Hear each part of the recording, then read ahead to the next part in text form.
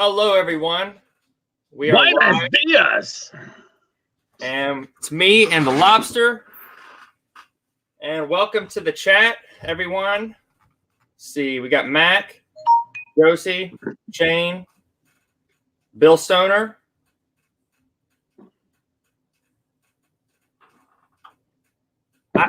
Is it Deppy Shipbricks?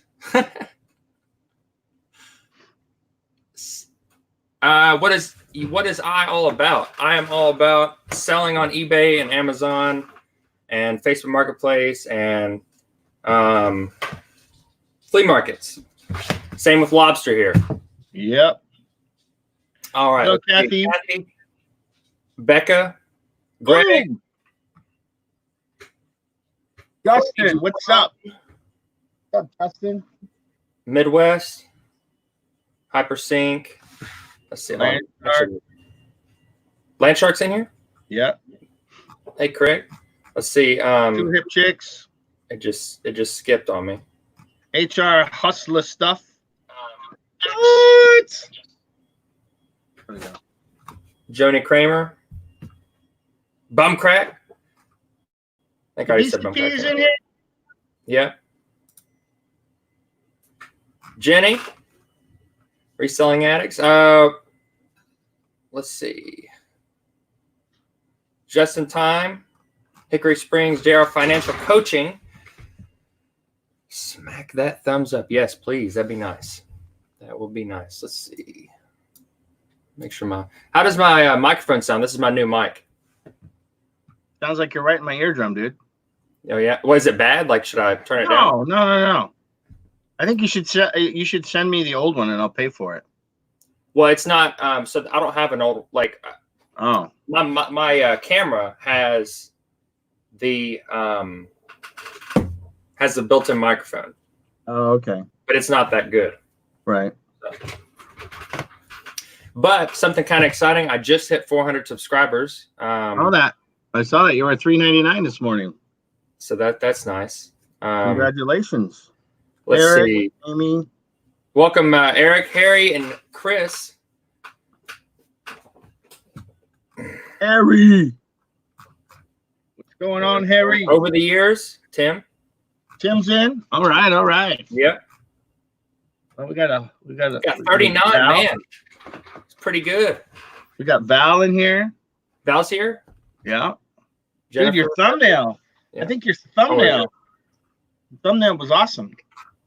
Yeah, I was going to tell you. I don't know if you have PowerPoint. I actually use PowerPoint. It's kind of the old school way to do it. There's a lot more. But that's far better than what I do. I just take a picture of something and throw it in. Yeah. So, we also have Kenny Rogers. Yes. Where's Kenny?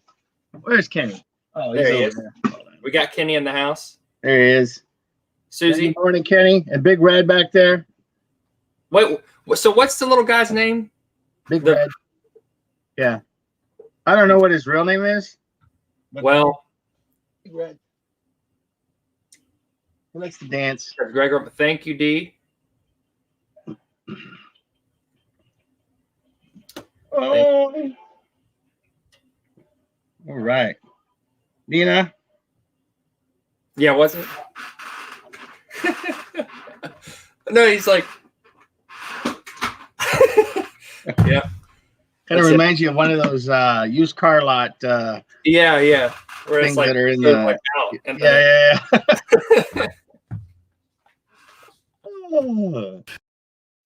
Wow, that's a close-up shot. What happened there? Good morning. Hope everyone's doing well.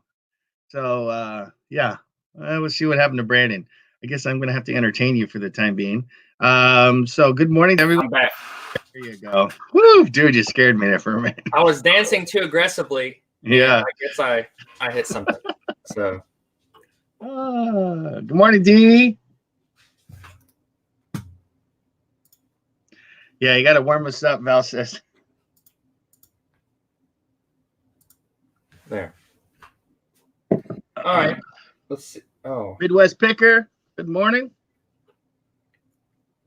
All right. So, do you have any sales this morning, Lobster? I do not. Anything? Nothing on what's it? Offer Up? No, nothing yet. Nothing on Amazon. I was gonna check that stuff before we went on this morning and see where my prices are, and then I'm gonna go through the eBay store today. I gotta take the wife to Costco. It seems like that's my go-to store on the day off I have. Costco takes all my money, and I'm gonna go through the stores today and scrub things out and lower prices and try to just dump a bunch of crap if I can. Yeah. What about you? Here's the puss. There we go. Well, I do have a couple sales, but this is kind of cool. Something I was looking at on Facebook Marketplace. As some of you know, I missed a opportunity to get a storage locker, and so I was kind of upset about that. But I just looked on Facebook Marketplace a little bit, and because of how those ads work, it recommended me later on for a home full of stuff. Somebody has a home full of stuff. I'm gonna share it real quick, and they're wanting to sell all of it in one lot. Holy shit! I guess one of their, like someone that used to live there, they're renting the house out, and I guess they left a bunch of stuff. There's a toolbox right there. This thing's kind of cool, whatever it is. Another toolbox, box fan. It'd be a lot of work, but because they want it all gone.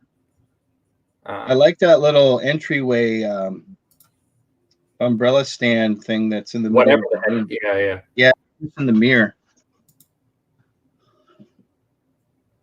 Yeah, that thing's worth some money right there, dude. They might be trying to sell the house, Josie. It's a single wide trailer, and they were talking about wanting to move it. Wow. They left a lot of stuff behind. Yeah, I'll look at all those stereos right there. I wonder if it was a reseller. I don't know. They got a lot of stuff. Yeah, they do. Wow. And this, I could probably, doesn't look like there's too much furniture. No. I could probably fit all this in the truck and the trailer. This is like down near it's like towards the coast, but a little bit closer to South Carolina. So it'd be about an hour and a half, 2 hours away. It's pending right now. Look at all this stuff. I know. That's crazy. It's like they just got up and left everything behind. Is that a computer monitor right there? That looks like a TV or something from my point of view. I don't know. Is that a violin or something? Yeah, a musical instrument like a violin. There's that's just probably cardboard that's underneath it. Welcome, Anthony Bluegrass. I think Nana Tink. Welcome. Stormgazer. You got did we even sleep? Yes, we did. Sunny. Welcome, Sunny. Hickory Springs. I don't know if I missed anybody else. Let's see. Kind of distracted. But yeah, this is kind of cool. I don't know if I'm gonna get it because like it is pending. And she said that she posted 16 hours ago. I messaged last night. She said that there was a ridiculous amount of people messaging her, but she said that she's just going to weed them out by the people that want to come and take it all. And I told her I'd definitely be interested in taking it all. Yeah, you're going to be spending a lot of time taking things off the walls. So the trailer's for $12,000. Is that what I'm seeing? That's just 1, 2, 3, 4, 5. It's just some people just put that as a placeholder. Oh yeah. Okay. So that's a lot of stuff, brother. That's how I like it. Yeah. Is that a fish? Is that a shark above the mantle? Yeah, no, yeah, it is. I think it is a taxidermied shark. Nice. I'd be interested in that. I'll buy that off you. There's your monitor. There's it's an older one, and that's a nice. That's your scrap metal closet. Yeah. Wow, man, it's amazing what people just leave behind. Like, you can use that bookshelf. I mean, honestly, there's a lot of things in here there's a lot of money in here. I know that I can make money off this stuff. Well, that wooden thing right there underneath the ceiling fan, dude. That's like a foyer, kind of like antiques, where they hung hats and coats, and then that's the umbrella little stand right there. That thing's worth some money. The mirror's missing, so You could sell that just as is and let someone else worry about the details. Hey, Sonny, good morning. Greg pointed out a really cool find in here. There's 2 Mountain Dew bottles, or a Mountain Dew and a Mellow Yellow, empty. Those are worth something in California, so that's good. At least 10 cents, a piece. That's Boom, 20 cents right there. Look at that, chipping away at the investment. Oh yeah. All thanks to my viewers. That shark would be worth some money too. Oh, okay, so that is a violin. That's a That kind of, I don't know, it's a normal one. At first, it kind of looked like it could have been an electric violin, which those have some value to them. Yeah, I would say it's not something of value though, because of just the contents inside the home. But it might be. I mean, for it to be laying out like that, I don't think it was that expensive. But dude, that's a lot. So you don't have a price on it yet? No, it's pending. Someone's I just messaged him and said, let me know if it falls through. But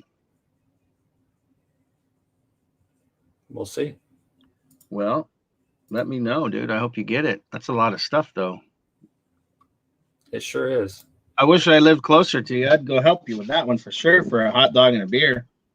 Hot dog and a beer. Well, maybe I'd probably step it up a notch to a cheeseburger, probably. Yeah, that would be fun to go through that stuff, though. It would. That's the fun thing about the storage units, is going through the stuff. Yeah, for sure. 46 people. Thank y'all for watching. Wow, that's crazy. Yeah, I didn't have enough time. I actually woke up late. I've got, a couple things to ship out. I'll have to check Josie's check Josie's account, see if she's got some stuff. But we can do a kind of like a little what sold video as well. I don't think I sold anything. Have you checked Amazon? I haven't. I gotta go check. Even though I don't get the little prompts, I still check it every day. I'm getting ready to check it on my phone right now just to make sure. But if I get something at the last minute, I got time to go to the post office. I don't have to work today, thank God. Yeah, me too.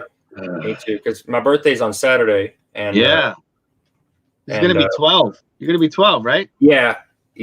It's a big time for me. But no, the Air Force, they give you like what's called CTO days. It's like you get like a day. I forget what that stands for, but it's like on top of leave, you get like a random day you can use if you 13. Yeah, okay. I kind of forgot. Thanks, John.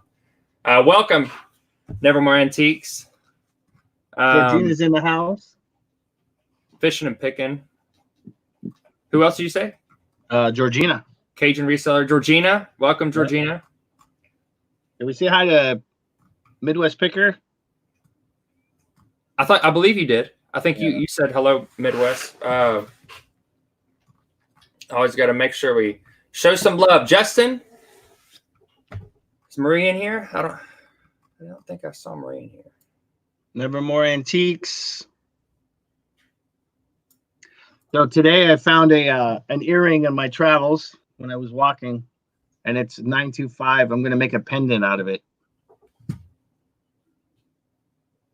Thought it was pretty cool. It's like a little teardrop. I don't know what the red stone is inside.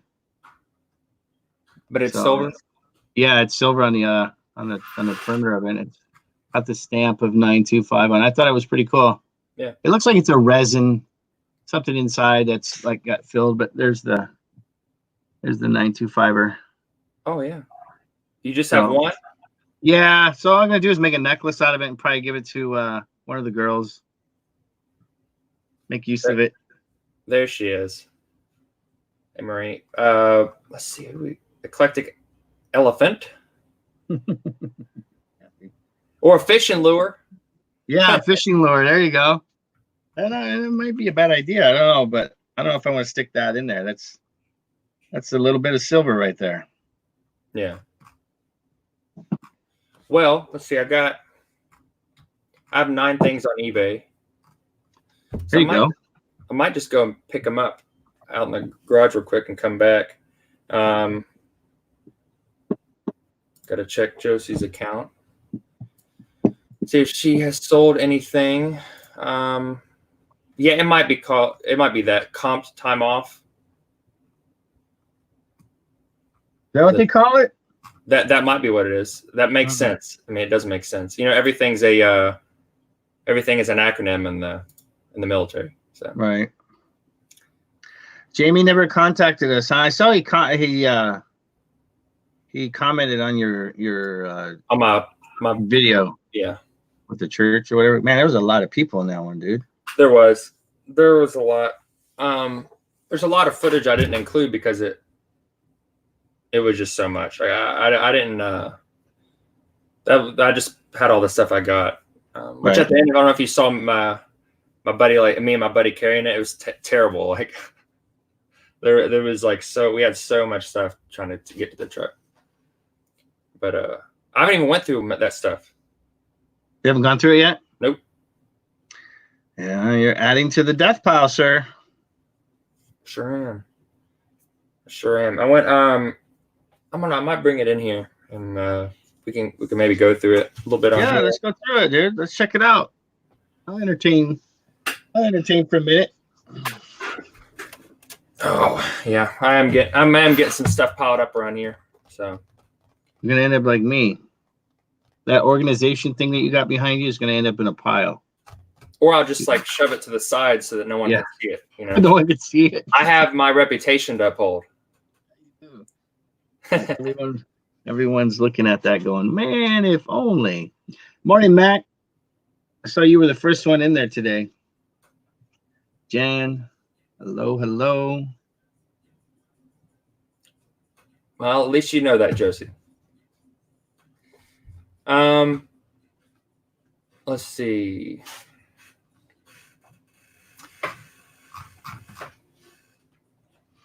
The cat and the dog are playing. Yeah, I think I'll go get that. Okay. I'm gonna post the link in the chat if anyone else wants to jump in. Yeah, come on in. Say hello.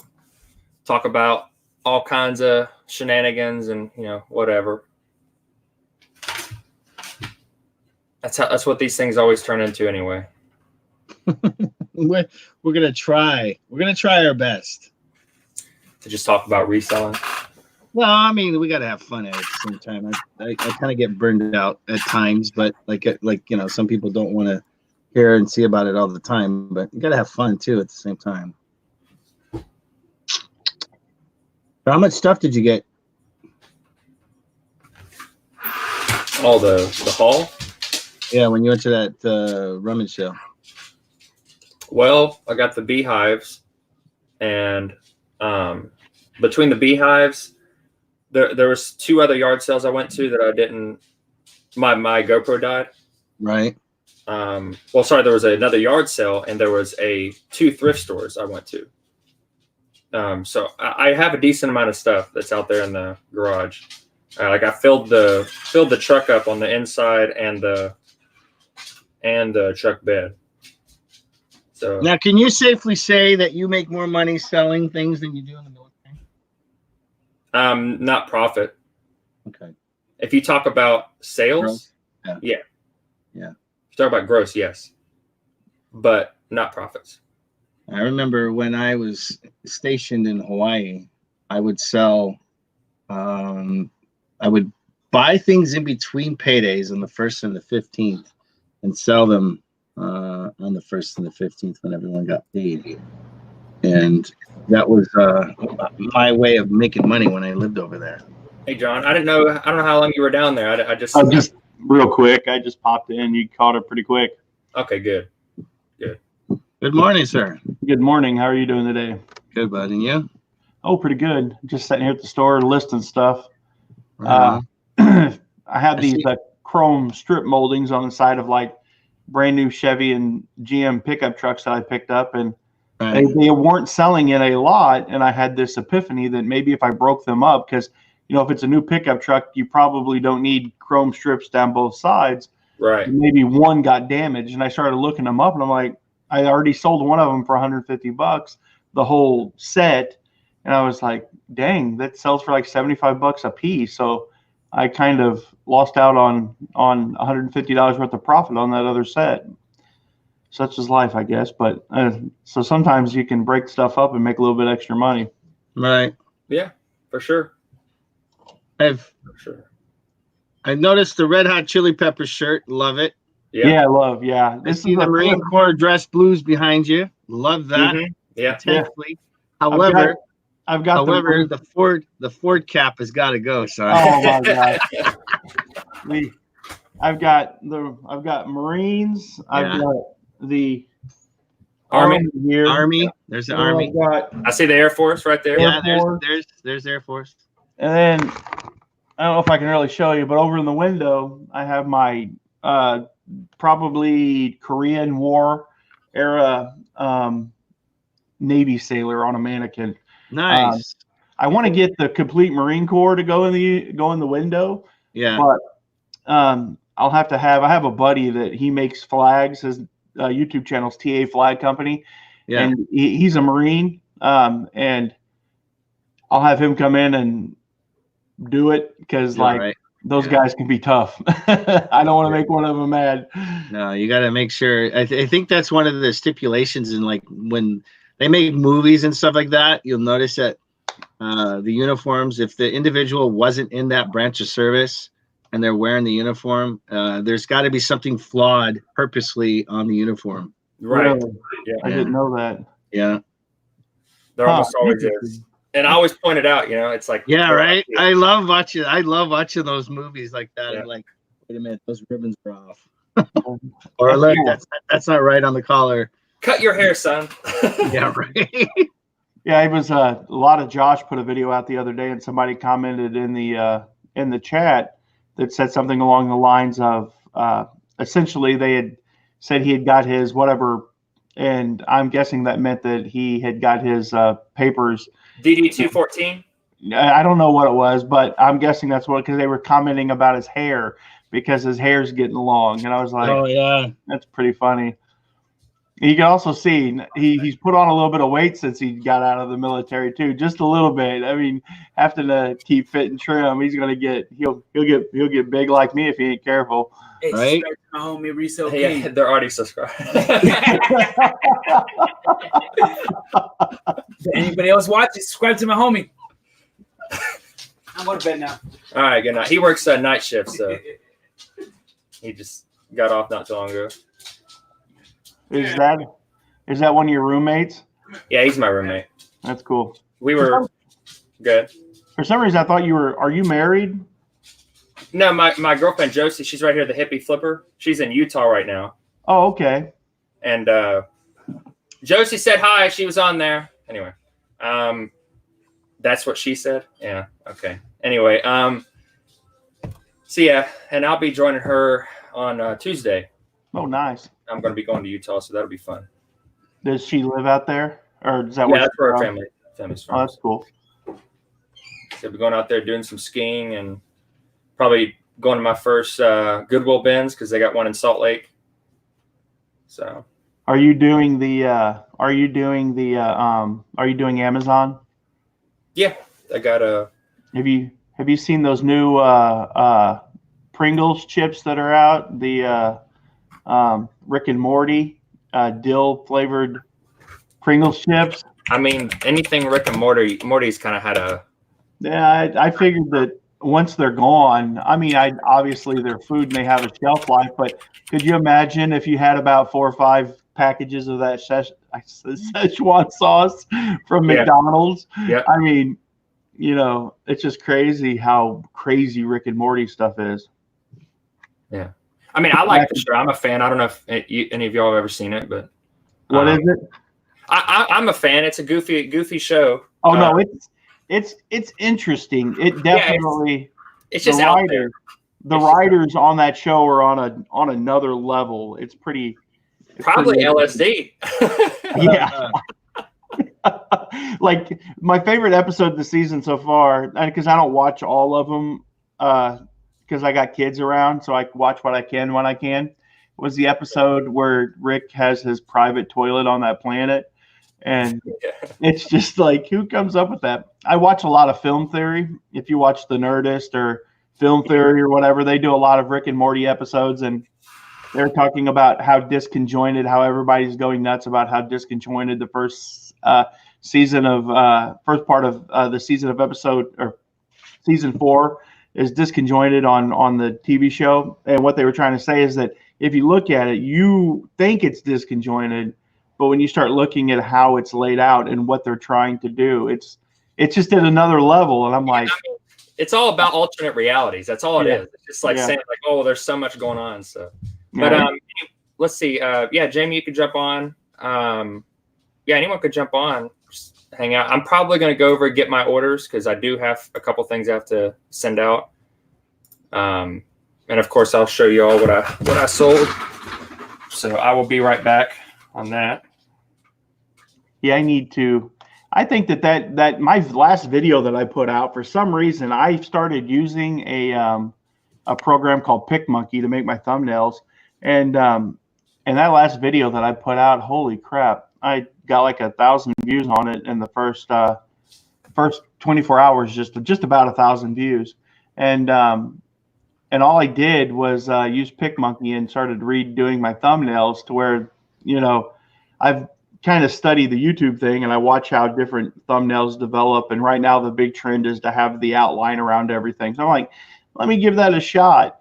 And it's not even that great of a video. It's just me sitting in front of my computer screen using OBS, like saying, oh, I sold this or I sold this. And the stuff isn't even that great because it's all stuff that was sold in January and early February. And I live in the middle of nowhere. So this time of year, it gets really difficult to source stuff.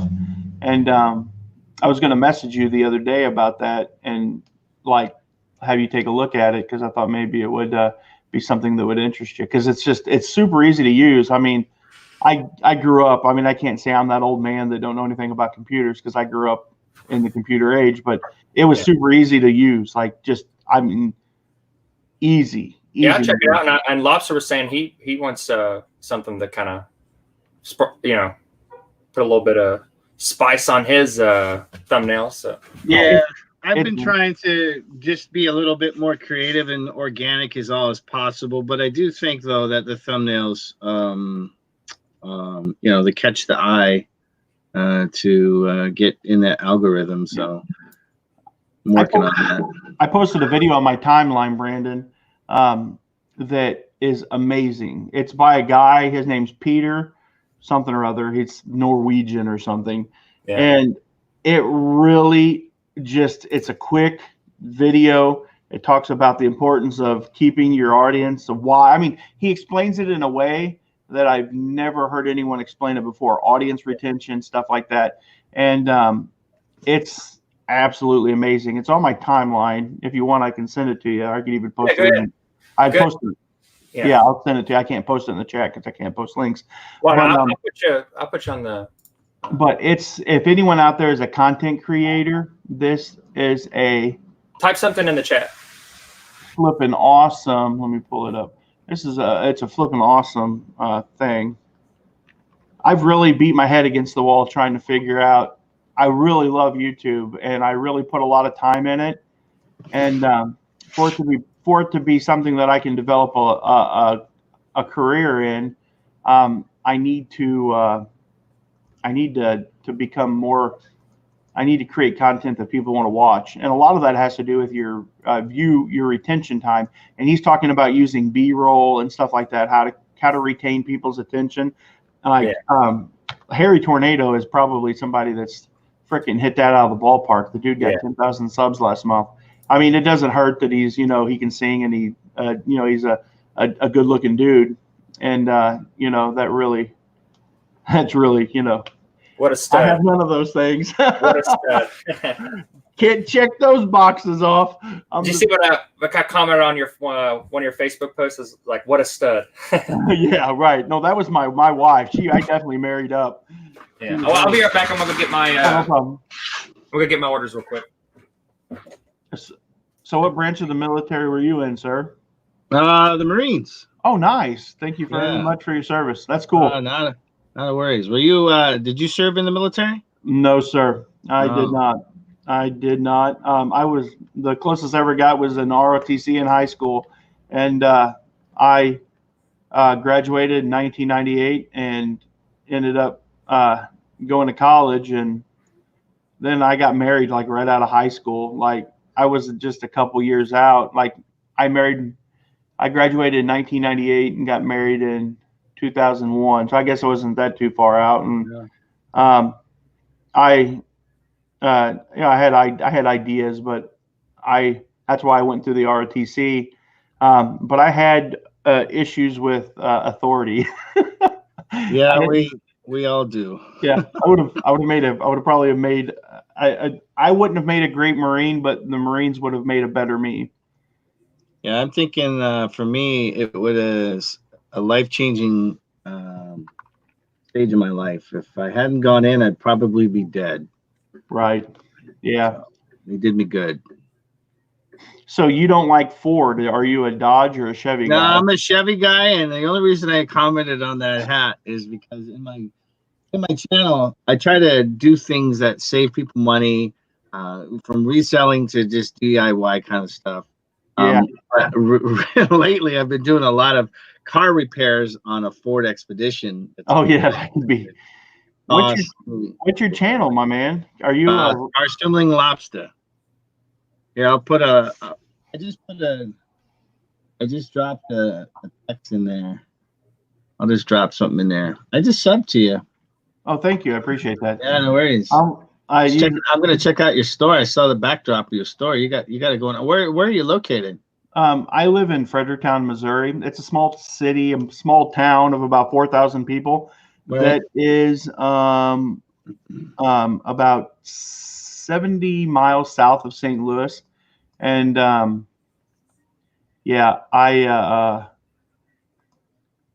like to have you on my show sometime. Maybe do an interview with you. Yeah, sure, that'd be fine. Cool. And what is your first name again? John.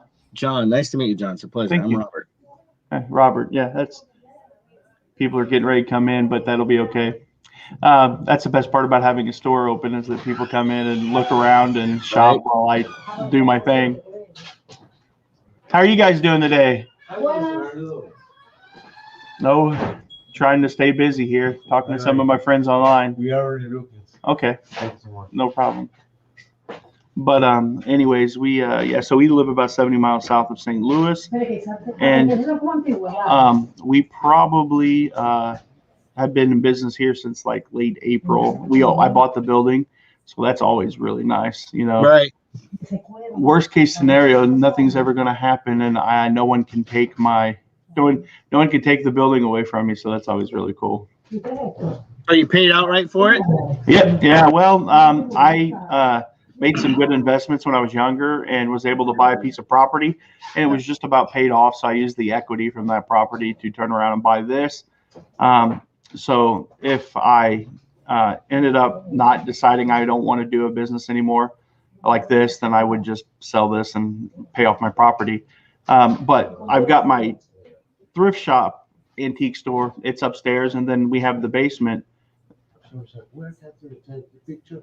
Yeah, you're more than welcome to. Yeah, no, you take all the pictures, videos, whatever you want, sir. Okay. And so like the basement is all eBay, upstairs is the store, and then I have a place in the back that has where I take my photos and stuff and keep all my inventory. You're living my dream right now.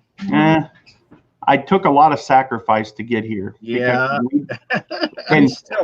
I'm almost 50 and I'm still sacrificing. I'm 40, man. I just turned 40 this year. And I tell you, I know I'm not going to live a long life, so I want to live a happy life. And for me, being able to, being able to spend time with my kids, and I'm very idealistic, and I'm kind of tough to get along with.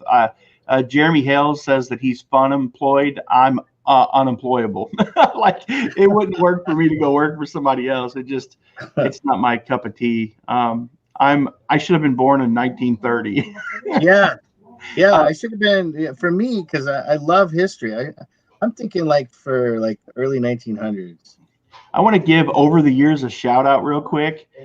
I love those guys. I love his channel. I love his girlfriend, Josie. You guys need to go subscribe to his channel right now. Yeah. If you have not, you need to go hit him up and subscribe. They're some of the coolest. I mean, they do vlog style videos to where they go out. Like I watched an episode of it, just them out antiquing and playing putt-putt golf, which was absolutely fantastic. And I don't remember who won that. I think he might have won, but I'm not exactly sure. But I just wanted to give him a quick shout out because he's one of my favorites. Tim and Josie are going to be the new rally routes of the Northeast. Yeah, right. That would be fantastic. I would love. I love to meet him. Yeah, it's a change. I'm definitely. You too. Thank you so much for coming in. Hasta luego. Hasta luego. Hasta la bye-bye. That's I guess they're Hispanic, so she said hasta luego. So I was like hasta luego. I don't know why. That's just me being stupid. That's the reason why my YouTube channel's only got 4,500 subs. Shoot, dude, I'm still pushing for 300. You can get there, man. It's awesome. I ain't worried about it. That's the thing. I'm having fun doing this. I've got like 180 videos of me just being me, and right. It's mainly for my own purpose. But I figured, why not share it with the public and then my kids, because they spend so much time on those tablets watching the internet and YouTube. Hopefully, one of these days they're going to stumble across one of my videos. You're right. I got 650 videos of me just being me, and I unfortunately haven't found a way to translate that yet into that one great big video that just blows me up. Because I'm not really big on clickbait titles. For me, it's about integrity. And I'm not saying that anyone who does that, I just haven't had that. I mean, I found some amazing stuff. Like I found an amazing fantasy number 15, and I guess I could have did that video a little bit different. And if I found that today, I probably would have did it a little bit different, because that's like one of the top 3 holy grail comic books. I paid $27 for it at an auction. I wish I would have been the YouTuber today that I was back then, because I would have videoed me buying that comic book, and then I would have videoed me like going nuts because I fangirled all over it, because like, who else? I mean, that's like literally going and finding I don't know if you like Camaros, but finding like a Yinko Camaro in a barn, and you only paid $500 for it. Right. You know, you're like, there's speaking of one, there's a 1968 blue Camaro, just a block down and over in an alleyway in the back area where I walk to go to my daughter's school in the mornings to meet her. Right. And I'm half tempted. I'm going to video it one of these days to show where it's sitting. I want to grab that thing so bad. Yeah, but yeah. I got a Cadillac sitting in the driveway right now. I got no room.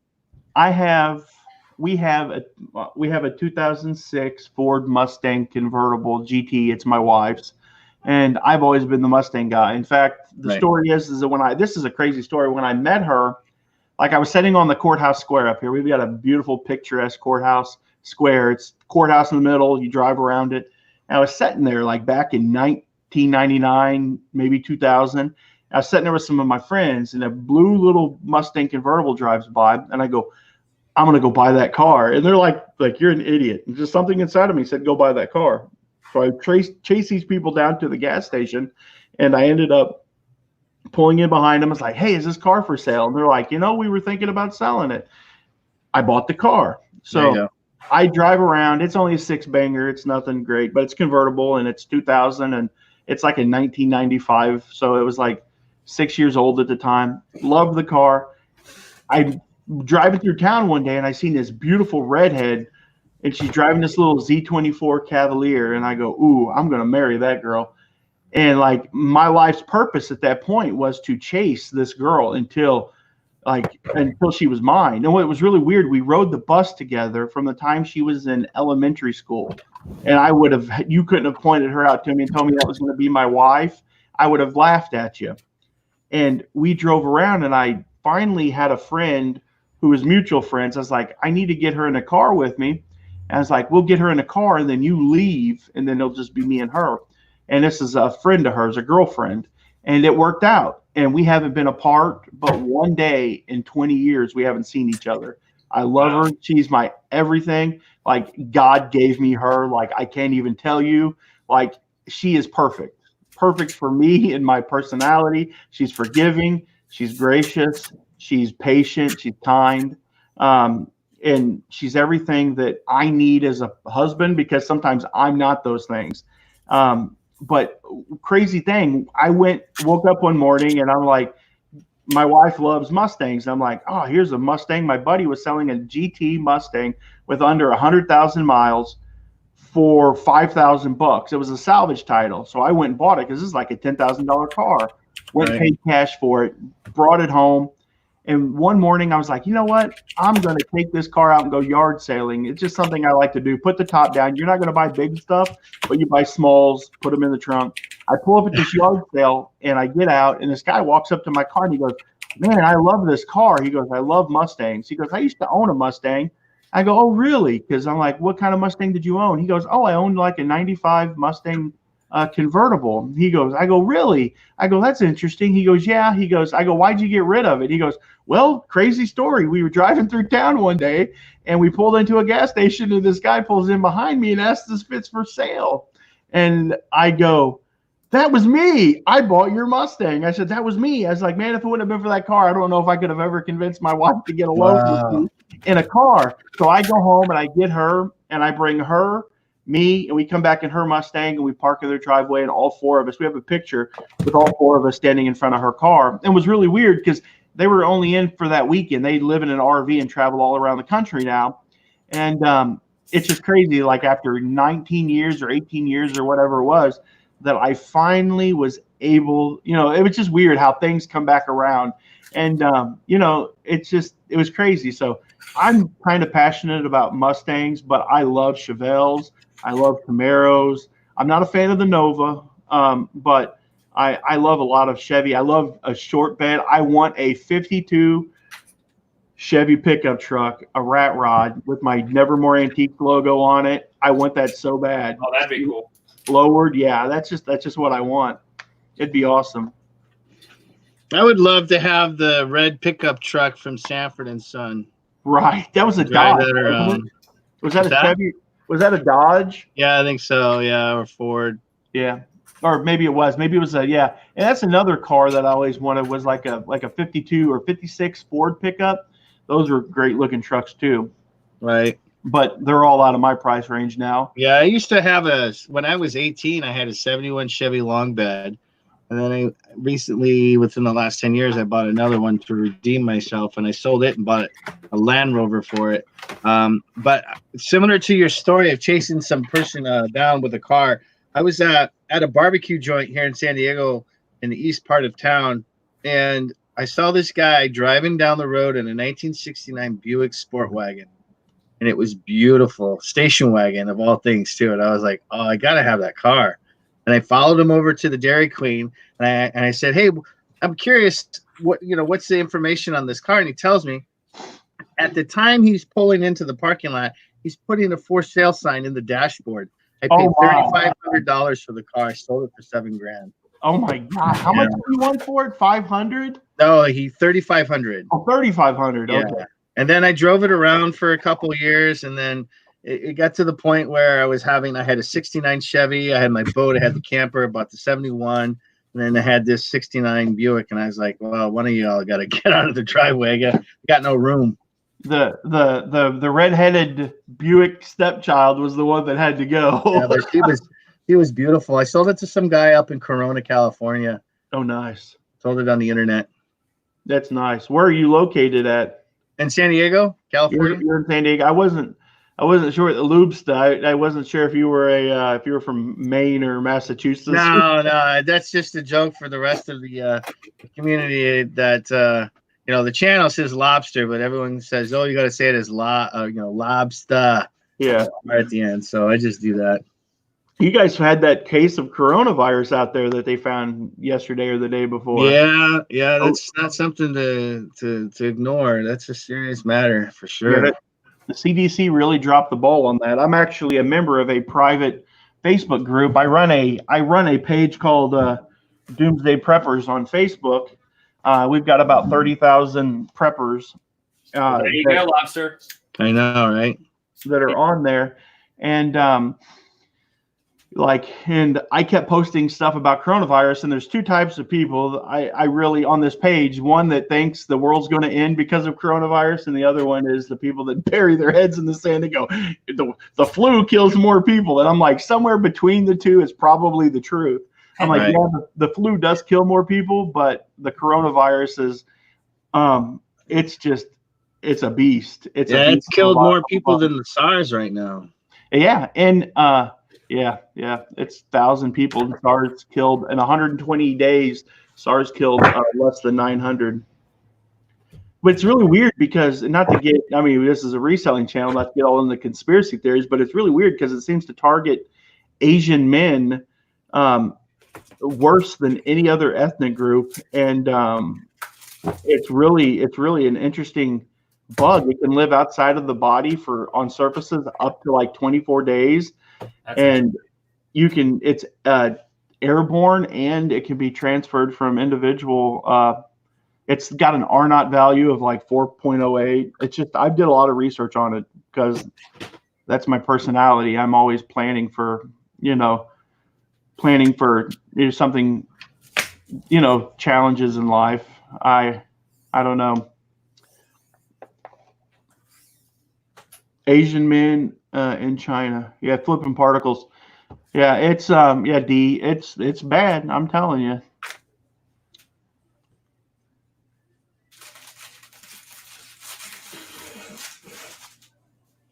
Brandon must have sold another one of his spools of fire hoses. Yep, a 20-foot roll of fire hose. I would have never thought about that, Brandon. In a million years. I would have overlooked that and moved on. I have seen that 100 times and passed it up. I did find a good. I did find a good item one time. I went to a thrift shop that sold stuff, and I found a bunch of the military strapping. The green olive drab, and then there was a desert camo, and it sold. Man, we sold that stuff. I paid $1 a roll for it, and was selling it for $70-$80 a roll. So you get your stuff donated to you? I don't. I'm more of an antique store, so this is kind of what it. If I can move this is kind of what it looks like in here. It's just a small. I've still got my Christmas tree up. I've got to take it down. The camera, I'm going to drop it, and that's going to be the end of me. So do you have third-party people come in and rent a space for a booth or anything like that? No, I'm pretty small. I actually have a buddy that keeps stuff in here, and other than him, it's just me, and it's only about 1,500 square feet. So it's just mainly a place to keep my eBay inventory, because we keep we were keeping about 2,000 items listed on eBay, and that was all in a shed. And then I had another house that I had full of stuff, and then I had my house full of stuff. So I cleaned that house out. I have a friend living in it now, and eventually I'm going to fix it to where I can rent it. And I figured that if I could rent it for $500 a month, wow, that would be better than using it for eBay storage, because then I can use that money to pay my building payment, and it's just smart money making money. How many rooms in that house? There are 2 bedrooms, but it's on a 40-acre farm. Jesus. And whoever lived there would have access to hunt, and I wouldn't mind if they hunted, and I wouldn't mind if we have a pond that's stocked with. That's crazy, man. Yeah. 40 acres of the 2-bedroom house, and you're saying $500 a month. When can I move in, brother? Yeah, in Missouri, it's a lot cheaper to live here. I'm friends. Yeah, but just the fact that you've got huntable property. Yeah. I mean, I was coming home yesterday. I was in a private hangout, and on the way home, there were 4 big deer that were just standing, and turkey, and it's just crazy. Plus, we got cows out there. I have the property leased out to a guy that keeps cattle on it, and insane. Yeah, he keeps, between my farm and the farm next to me, he keeps about I think 20 or 30 head of cattle, which is cool, you know. So you own that property outright right now? No, actually I did, but then I took the money against it and bought. To get the store. Yeah. Wow. And then to buy the building here. Yeah, because a 2-bedroom house here would probably run us about $1,900. Yeah, but you're living in paradise, my man. San No, bro. Diego's No. beautiful weather. Just the weather. Just Yeah. the weather. The people suck. Not all the people, but yeah, it's crowded. I'll tell you, yeah. There's no. I always, you know, unfortunately, the better climates tend to Brandon, get take filled out up a lot quicker. You're sharing the pirate ship. The address, bro. There you go. We Sorry. can't hear you. You're muted. You're muted. Didn't mean to interrupt you. That's all right. I'll put that one down there. Yeah. Thanks, Chris. Yeah, thanks, Chris. Chris made a comment earlier when we were listening to the Mustang story, and I thought it was funny. He said, because you were talking about how you met your wife and then the Mustang, and Chris said something to the effect, and he had arrows pointing towards his name, and I felt like I'm in the same category. It's like he said something about I'm trying to find it now. Oh, short, fat, and ugly, but I married up. Anything is possible, guys. Right. I agree with him. I married up. I married my wife. Yeah, I mean, I definitely don't feel that I married below myself or married above myself, but I don't know if I can screen share. Yeah, I just keep on this crazy. I won't let me. I was gonna, but I've definitely it's fine. We're in Streamyard. You'd have to bring it up, but I definitely married above myself. Anybody who is friends with me, like Craig, Landshark Picker, he can definitely attest that my wife's prettier than me. Even still, I mean, she's getting ready to go to her 20th class reunion, and she's had 3 kids, and you know, she put on a little bit of weight, and she's like, oh, I'm, you know, whatever. And I'm like, I said, you still probably look better than 90% of the people you graduated with. I'm like, time is a thing that we all have to face, and it does horrible things to our bodies, but you still look beautiful. Of course.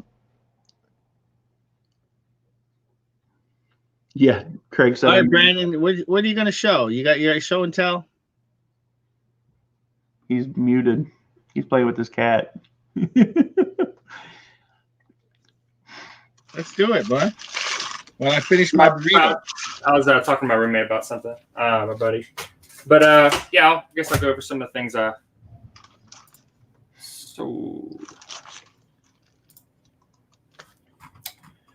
Well, I sold 3 of these auto emblems. Got a Celtics, Knicks, and Blackhawks. And they sell for about $9.99, $9.39, $9.90. So about $10. So sold 3 of those. They're just doing a 6x6 padded mailers, and I don't do anything else to them. Let's see. This is kind of a cool one. An external hard drive caddy for a like a really good audio system for like studio recording and whatnot. It just holds a hard drive in there. And I sold that for $49.99. They paid $20 shipping. This is definitely going to be less than $20 shipping. Let's see. Yeah, and sold this old Windows Vista Beta 2. So that's $24.99. Those old, especially because this is sealed, the old operating systems do sell. What'd you get out of that? $24.99. Nice. Yeah, I got that with all this stuff too. This is all like programming books and whatnot. I got it all free from a lady. And I still have a bunch of other stuff I have to post for that. Like I have like a Photoshop. I have a MacBook iOS. I have 3 of those actually, different MacBook iOSs. So yeah. And then let's see, moving on.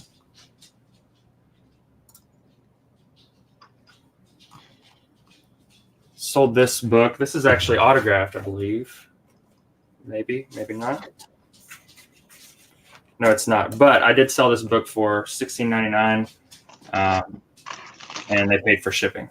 And you sold that on eBay too. That's amazing. Yeah, I do sell books every once in a while on eBay. I have like a bunch of Bibles posted. I have other religious texts. But like a lot of religious texts, I sell. I sold find them.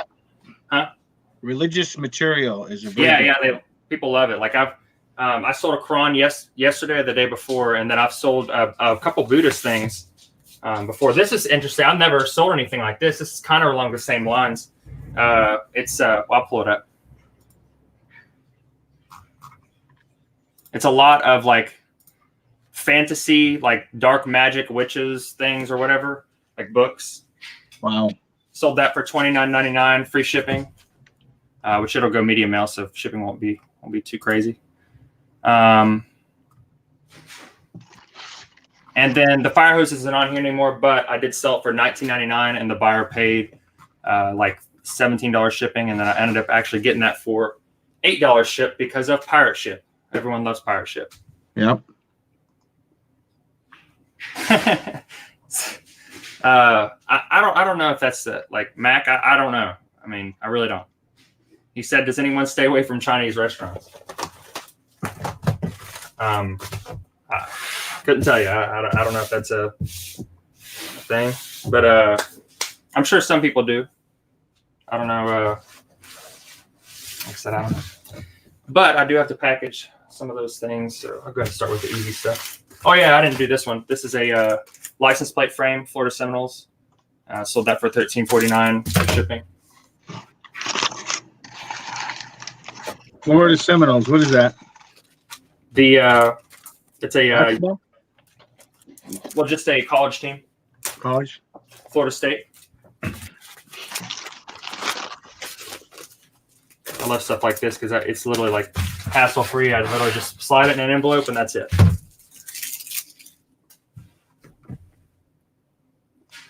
FSU. Okay.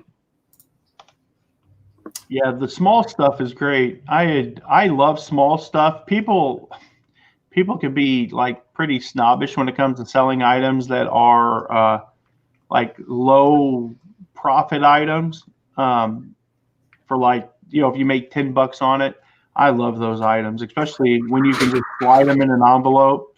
Like I can list 10 of those items an hour, and I'll make $100 an hour. That's fine with me. Let's see. I actually did sell a couple things on Amazon. I usually get about two or three sales a day, which I haven't sent anything in a while, so that kind of sucks. But this is weird. This shows that it's $0,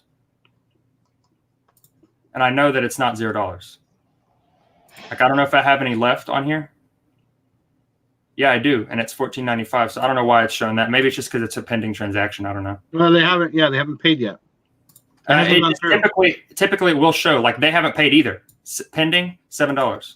Yeah, I don't know. It says right there in the yellow, pending, right? Right, but see, this one says pending, and it says $7. This one says pending, $0. It's just a glitch. Yeah, it must be. When was it? How many hours ago was it? Say an hour ago. So this one was 3 hours. This one was 5 hours. Yeah. It might just be that, but typically, from what I've seen, that's not the case. Yeah, once the credit card goes through, I mean, I've had it go like 7 days. I think 4 is the cutoff, but it seemed like it was like 7 days one time. I was like, why is it taking so long?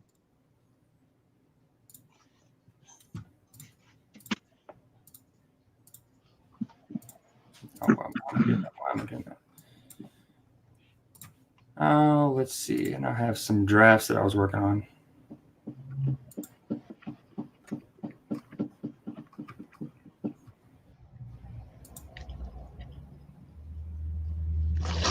These games are pretty good. I guess, well, I'll show this one actually. This one sells for like $65. the stock market one. I have it literally just sitting here as a draft. I finished it. I literally just didn't post. I didn't put it on there, and I didn't put the price. That's cool. Oh, actually, I didn't put the description either. Yeah, these are. It's from I think 1966. Wow, dude. I got 4 or 5 games from that cleanout I did. That are like that. Like here's a horse racing one, and I have the baseball one, and I have 2 other or 1 other stock market one. So I got 4. These are drafts? Yeah, these are all drafts. I haven't posted these yet. So yeah.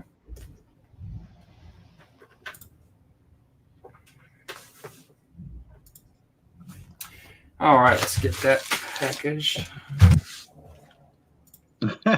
Justin's like, every time I jump on this guy's channel, he gets a sale.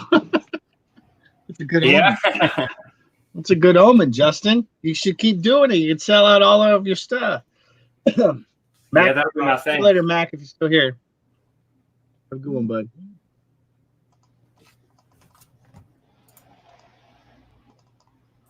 Yeah, maybe if I read one of these books out loud, maybe that's what'll happen. Yeah, right. Hey, did you hear, Brandon? Did you hear that story I was reading on the Johnny Cash premonition, or whatever you want to call it, where he went out into the desert and like starved himself and learned how to throw a Bowie knife and killed a rabbit, and that's what inspired him to write the country songs that he put on this album? Isn't that what like Jesus did in the Bible? Yeah, right. In the wilderness. That's Yeah. right. Yeah. I think the album's called Mean as Hell or something like that. It was one of his first country albums that he did, and on the back of it, it has this like full dragged out story of what he did to inspire him to write the songs. And it went into it was just comical to read about how he like starved himself, and then while he was out there, he all of a sudden became an expert knife thrower and killed jackrabbits. And I was like, man, he's trying to steal the hearts. Yeah, right there. I love Johnny Cash. But I just found a bunch of old records that were given to me from a while back, and I went through them the other night, and I pulled like 5 or 6 vinyl out on Johnny Cash. Look at all that duct tape, bro. I got this. I got that in a storage unit, actually. I've been keeping it there, and if like for some reason, like I had some Star Wars ones there, and if I sold a Star Wars thing, I would just wrap the box in duct tape. But I haven't been doing that enough, so I'm probably just going to lot all those together and sell them. This thing right here, this is an old recruiting poster for the Air Force. Oh, up at the top of that? Yeah, it's like really old. And then I actually ordered that from Lotta Josh, the BB-8. Oh, there you go. And then I got this for this taxidermy bass for $4 at a yard sale. That's a hell of a steal right there. Yeah, I love. Is it in good shape? It's okay. It's missing the little tail fin has some issues. Oh yeah, but it's got its dorsal, it's pectoral, it's anal fin, so it looks somewhat. It's okay. Yeah, great for the man cave. Yeah, got all my Star Wars pops up there and my Lego Star Wars on the other end. I'm about to get that that big Millennium Falcon Star Wars Lego set. It's like this big, and it was like $800 new. Yeah, those are nice. Yeah, I'm getting it from my buddy. He's gonna give me a good deal on it. Oh, I'll drop the link. Is it sealed? Is it factory sealed? No, it's not. And he's kind of mad at himself that he didn't keep the box, but he kept the manual. So. Yeah. I used to play World of Warcraft, and there was a guy that would come on, and they were moving, and he was getting ready to move, and he threw away all of his Lego boxes. I'm like, no, I tried to get him to put them in a box and ship them to me. Told him I'd buy them from him, and he didn't want nothing to do with that. So I was like, okay, well, that's a lot of people. They just don't want to deal with the hassle of things. I mean, that's like the people cleaning out. I'm thinking about actually starting a little business doing that. It's like estate cleanouts. Or not estate. Well, yeah, like pretty much like renters cleanouts. Like, if people leave behind a bunch of stuff, because it happens quite frequently. Right. Yeah. And I just have to find the healthy median and like saying like, hey, am I going to charge these people, or I'm going to like charge them a lot more of a discount, or am I do it for free? You know, because people will take advantage of that. However, I do it. Yeah, because they'll be calling you for what they'll do is they'll call you for the junk and they'll keep the good. Yeah. Exactly. Yeah, you gotta charge for the service to haul it away, and getting stuff from it is the bonus. Yeah. And learning how much it costs to bring a dumpster in, to set it, and to be able to do a clean out. Like here, to bring in a yard dumpster is like $230. They'll come and set one. And, you know. Yeah, I mean, you can haul it off if you got a truck. Yeah, the thing about it here is we pay like all of our county taxes, our property taxes that goes into the dump sites, so they're all free. There's like 13 of them in our county. Nice. Yeah. That is awesome. That works out pretty good. It does work out pretty good. Ooh, 2 pounds on the dot. Doesn't matter because it's flat rate. Yeah, I'm gonna close up. You ready to go? You ready? Okay, I'm on. All right, Brandon. We're gonna have to cut my end of the deal short once Jamie jumps in. Mama's got to go to Costco. Oh, he's on there. Bring him in. I want to say hi to Mr. Oh, there he is. What's he saying, man? Airsoft. I was backstage waving my flag. I was backstage waving that like a nutter. They would have saw me time. They would have thought I was even madder than what I am now. Have you met my man down here? No, I haven't had a pleasure yet. Hello, how are you doing? Hey, mate. Good, thank you, sir. What's happening? Not much, bud. Good to see you. Yeah, man. Yeah, I stop quite late of the shop on the Wednesdays and Thursdays. Yeah. Normally do between 12 and 18 hours if I can over Thursdays, and then the rest of the week if I can be a bit more slacker if I wanted to be. Right. But I'm actually in my shop now. Do you want to see some bit of military? Yeah, show me a few pieces. I'm going to step out and take the wife to the market. So he's got to show me what you got. Let's see what you got. Okay, I'll have a quick. Let me grab my laptop. All right. Now, I'm sorry. Nevermore Antiques. What was your first name again? John. John. Sorry, John. Jamie is, I believe, in England. Is this correct, Jamie? Well, you can call Liverpool, England, yeah. But yeah. Liverpool. Okay. Oh, Liverpool, yeah. Don't ever tell him Manchester. Nope, don't get me started. He's got his shop over there. Well, this is a good start already. Oh wow, he sells a lot of military items. So yeah, that's nice. British Naval Officer's Dagger. These are quite rare. These are a Commando Second World War binoculars. You don't come across these very often in the UK. No. The genuine Commandos, I think the 42 dated 1942 Commandos. Wow. It's a proper. What are you getting on those, Jamie? About £60. Okay. This is a classic.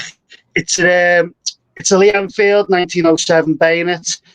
British classic that goes in the end of your Lee Enfield.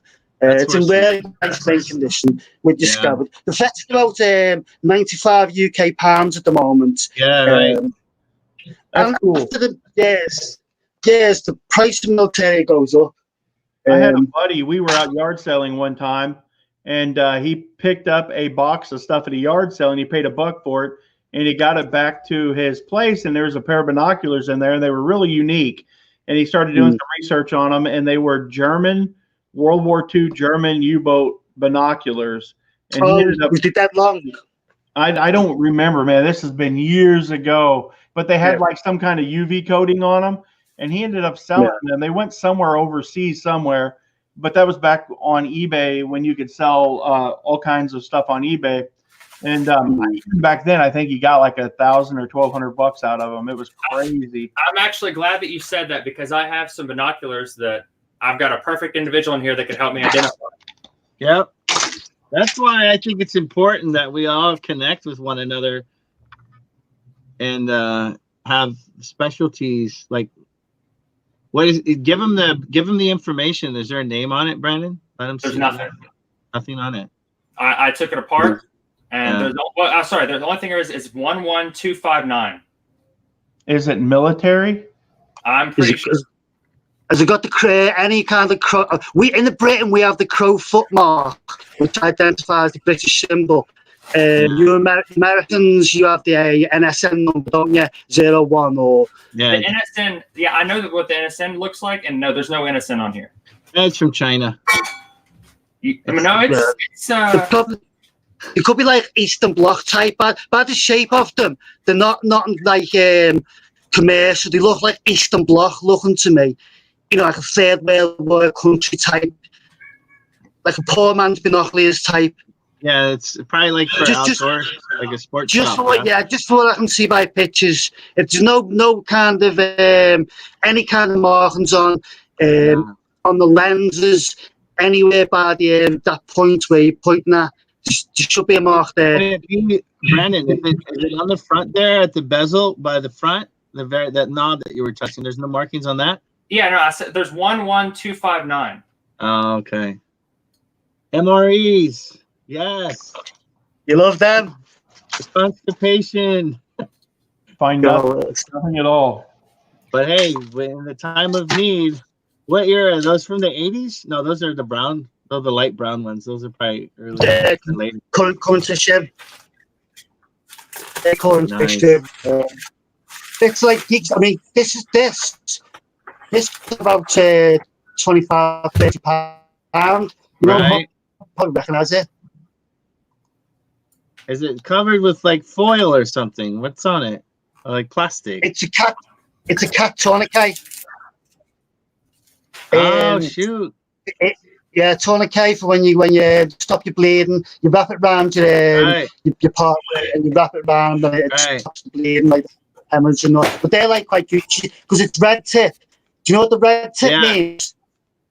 That's just the way at the end, so you know where the end of where you're applying it to. That's all that where is. You put it on. Yeah, so you know. That's good. There's geeky wrestling figures. Oh, there you go. Nice. Well, I'm gonna come back and follow up and watch the rest of the stuff, James. I gotta step out, take Mama to the market. Okay. Pleasure to meet you, my friend. I subbed to your channel. Jamie, Jamie's over here. Jamie, you're awesome. We're gonna have to do this again when I have more time, my friend. Brandon, here's the story. Brandon, I will see you later, buddy. And I will catch up with you guys. See you, buddy. I'm out of here. Bye, chat. Love you guys. See you later, boss. I'm not wanting to go though, because Costco takes all my money, man. That's an interesting one. That's Navy SEALs bag. Oh, see you, Josie. But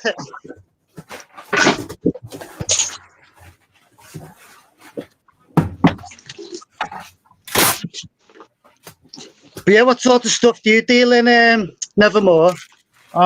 Bit of military yourself? I'll sell anything that I can find. I love military stuff. Man, I went to an auction one time of a military collector, and I ended up with stuff that I had no idea what it was.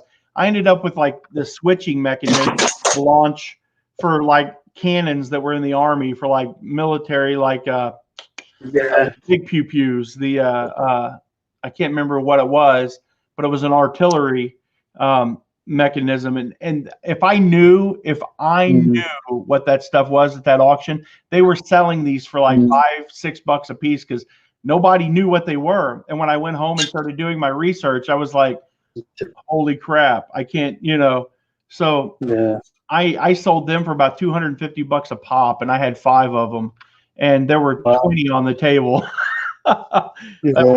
an amazing find. But I love finding the old bayonets. I like the old sword. Yeah. I like the old uniforms. The oldest piece of military that I've ever found was a Civil War Union U.S. Ammo cartridge bag that I actually bought it at a yard sale for 10 cents. They had no idea what it was. I had no idea what it was. I went to a reenactment that was right next to my house. We actually set up a booth, and I was selling books and stuff like that. And I went to the tent with all the reproduction stuff, and I seen it, and I go, holy crap. So I went home, got it, went back to the reenactment. I'm standing there with the original in my hand and the reproduction in the other hand. And the guy walks over and he goes, what do you got there? I said, I have no idea. And he looked at it and he said, I still had the 10-cent price tag on it. He goes, is that what you paid for that? And I go, yeah. He goes, nice. I'll double your money on it. And I bet he bloody did it. Yeah, I'm like, no, I think I'm going to keep it. And I still have it. It's at home in my curio cabinet. Because that's cool. Yeah. I mean, that's 1860s. Yeah. And you're not going to find that. And then somebody converted it. There's an old cow horn in there that had some ball black powder in there and some wadding. There was newspaper from like the late 1800s that was in there. So yeah, it's not in great shape, but to me, it's really cool. It's just the history about it, what do I love and love finding. Yeah. I mean, this the other day, I mean, you'd all probably recognize what that is. It's the broad eye helmet. Is that World War II? No, it's World War One. The Doughboy helmet. Yeah, it's genuine. But when I bought it, I bought it off the fella. He said it was a British World War One, but it's not. Full enough, it's an American World War One helmet. Yeah. That's what I was thinking. The only reason why I know is because on the rim you've got like unique code numbers, and the unique code number is ZA. Now the first World War One numbers to me is Americans. That's what they stamped on their helmets. Now the British ones is a different starting number. And again, it's like it's got a nice patina to it, like pretty much the original, like the sandy colour, the greys into it, and something like that's probably about 250 UK pounds. That's awesome. One time, somebody contacted me on Facebook and they wanted to sell me a broken PS2, and I'm like, yeah. I ended up buying the PS2, which I paid too much for it, and ended up not making any money on it at all. But when they came over, they brought a piece of trench art, and it was like a huge mortar shell, and somebody had converted it into a lamp. So I took I took it to my guy, and I had him polish it. He's a knife maker, and he polished this thing to a bright shine. And then I took a Vietnam era American military helmet, and then had the inner liner in it, and I drilled through the inner liner, and then I put a nut on that, and then I set the Vietnam era Army helmet on there and turned it into it would just looked awesome. It was like a light. The helmet was the light shade, and then the bullet or the munitions cartridge, and it had the projectile on the end of it, and all of that. Wow. The lamp. So it was freaking awesome. And I ended up selling it for $400, almost $500 at an auction. And oh wow. Yeah, so I was like, it just takes two people to want something, and it wasn't 500, but to them it was that day. Yeah. Actually, I've got one of your helmets, one of your Pegasus. Yeah. This is one of your current issue ones. What I think you're using now is the Pegasus. Still using the Pegasus. Those sell good. Every once in a while, I'll find somebody that was from the Marines or something that came back, and they brought some of their military gear with them. And those helmets are pretty common. I like to find them with the device, the device mount on the front of it, and even every once in a while, I find them with the different devices on them, and those things sell for crazy. MVG mounts. Yeah. MV. But again, This is a Navy SEALs bag. One of your items, Navy SEALs. I've got a lot of US kit. This is a Navy SEALs AR-01 Armadillo bag. It's quite rare. It's not an issue one. It's more like a private purchase. But it's got the extendable little pouch where your helmet goes in. And it's got a built-in hydration system. I mean, a bag like that is like, it's a £250 bag, just for the bag. Yeah. That's crazy that you can source all that stuff over there. That's really neat. Yeah, I've got some. Let me take some Vietnam stuff out for you. Most of this is the British MTP. This is what pattern we use. We're using all this kind of pattern. Again, our Bergens are like that. Yeah, I have a mannequin that stands in my front window over here. It's got a World War or a Vietnam War or a Korean War U.S. Navy sailor suit, and I collect a lot of military stuff. I've got the Marine Corps jacket here, and then I've got the Army. Then here is a weather. It's a Air Force, but it's water resistant, like jacket. This is nice. I think this is an actual pea coat. It's got the buttons on it with all of it's got the stickers on the buttons. This is a beautiful jacket, and that's U.S. Navy. And then I've got this awesome wool button-down Air Force jacket. That's beautiful. Have you got any like wartime, like period wartime clothing or uniforms?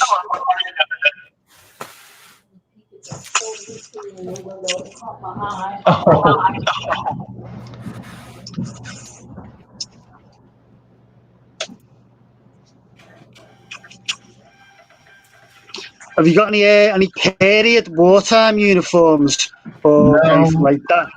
No, the best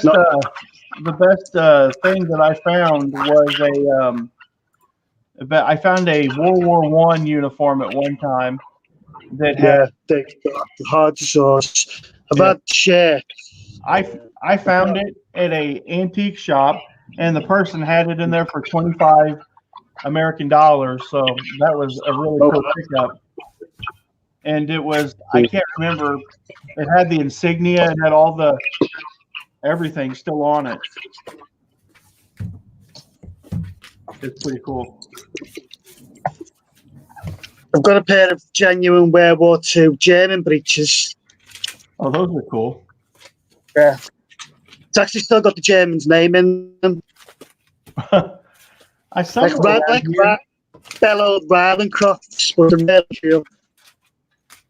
Somewhere around here I got a modern 80s German button-down shirt. I don't know where in the world it's at, though.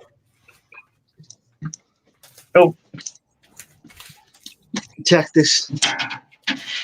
Check this little diorama. Oh, that's cool. Oh, yeah.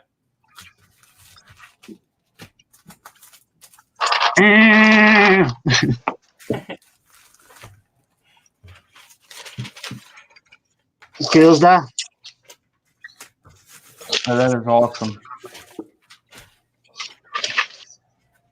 I love that, man.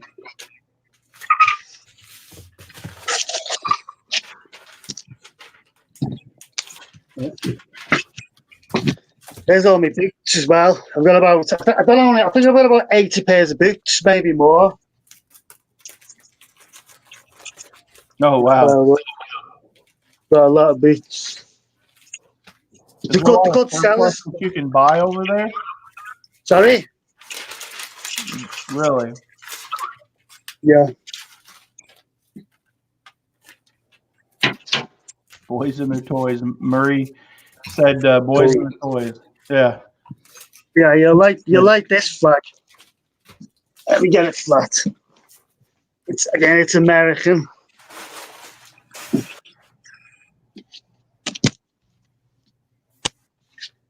Oh, that's cool. That is awesome. Flying the flag for you, boys. Airsoft. This is funky as well. This is cute. It's a kid's Royal Marines uniform. That's awesome.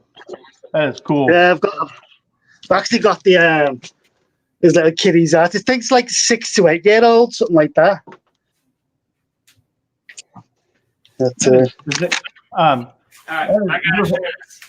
Is that your house that you're in? No, it's my shop. Oh, that is cool. Yeah, I own the best sable shop in the Midlands. It's the only one, to be honest. I gotta share this. This is kind of funny. All right, so I got a new mic, right? I think you probably saw it. I think, John, you commented on it. Yeah, I got 4 of them. Oh my! So I bought 4 of them for $49.99 and $44.99 shipping, and tested them all. They work. They just have a couple hardware things missing. That none of them like so they were bolted onto here under their mount, which most people don't use these anyway for the Yeti because they suck. But they had glued on a couple pieces of like these little like rubber grommet things. They glued them on. You might be able to see the glue dripping down. Yeah. Not a big deal. Like they still work. Like I said, tested them all. One of them is missing a screw down here, and all the screws were loose. There's some dents in the things. Anyway, doesn't matter. I'm using this one, and I think it sounds pretty good. Yeah, it picks up pretty good. So whatever I do with these, I have a couple ideas. But anyway, for now, I was just wanting to show you how they packaged this, and they were very undescriptive on how they even. Well, I'll just pull it up. I'll pull up what the post looked like. This is how not to sell on eBay. Hold on, give me a second. All right, here we go. Now, I'm not saying you can't sell on eBay like this. People sell and have backdrops that are terrible all the time, right? And they tried. I believe that they tried.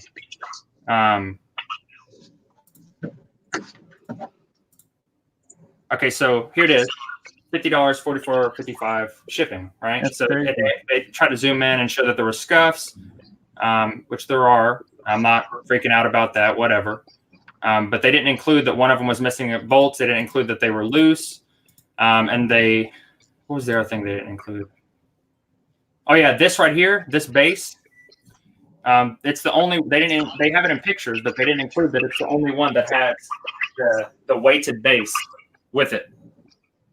And it wasn't even bolted on. It was rattling around, and one of the bolts was actually broken off. Like the head is broken off in there. I have to try to heat it up and remove it or something. So I have to figure something out. Anyway, whatever. So they maybe just were very lazy about that, right? So this is where the funny part actually is about it. They shipped it in this box. So they put all 4 of these in this big box. They did not cut it down, and they used the Parity Mat flat rate, and this is all they had. They had this, no more packaging, this, and then 2 other ones. Wrapped those up in that. They had this piece of styrofoam laying in it, and I mean, I'm not even kidding you. They literally had a Lipton tea bottle just thrown in here. Oh, well, here we go. I didn't even realize this. Here's the screw that's missing. So that's good. But yeah, so yeah, that's how they packaged. This was their void fill, I guess. I don't know. I just thought that was funny, just goofy. Like, what was this supposed to do? Like, it literally just was sitting in there. What was that supposed to achieve? Well, not very much by the looks of it. Not much. It was just, and it still has some liquid in it. Now I can fix that. Looks like something I'd do. Yeah. Anyway, Justin just mentioned something about night vision. I've got an RPG night vision. Oh yeah. Of an RPG, but I also believe it fits on the on your AK. as well, so it fits on your RPG. Do you know what an RPG is? Obviously, you know what an AK is, don't you? So Yeah, I have. Well, I have an SKS. You want to see it? SKS. Yeah, please. All right, hold on. You show me yours, I'll show you mine. that's what you don't hear every day, isn't it? Yeah. Unfortunately, they don't go for very much, like probably about 200 quid, 280 quid, English pounds. But I've got the carry case in the bag with it, and some of the bits and bobs. But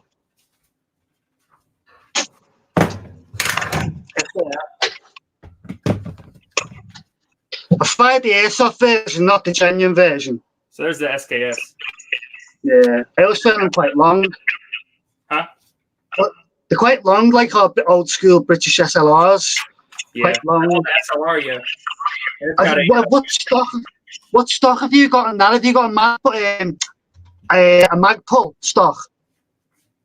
What stock have you got? What stock have you got on that SKF? Oh, this is a Magpul. Oh shoot. Magpul. Tapco. Oh, Tapco. Made in USA. Yeah. All right. So, Not familiar with that, but I'm only familiar with like the Magpul brands and all that. and then I've got an AR. Yeah, one. And Yeah, then that's great. I like the little Scorpion guns myself. Glock 17. They're hugely popular with the airsoft community. Every airsoft has got one on the holster leg. I never use one. I just go straight in with the M4s. Straight in with the M4 and a battering ram.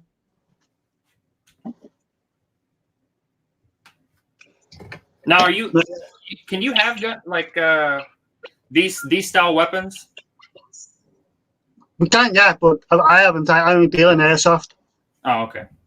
Man, just 6 mil professional high powered airsoft guns I deal in. Yeah. Oh yeah.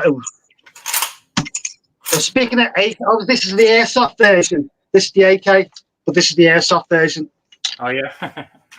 Yeah. This one's only like a cheapy one, not rare. It's nothing special, but it's all like just for messing around with. Packing.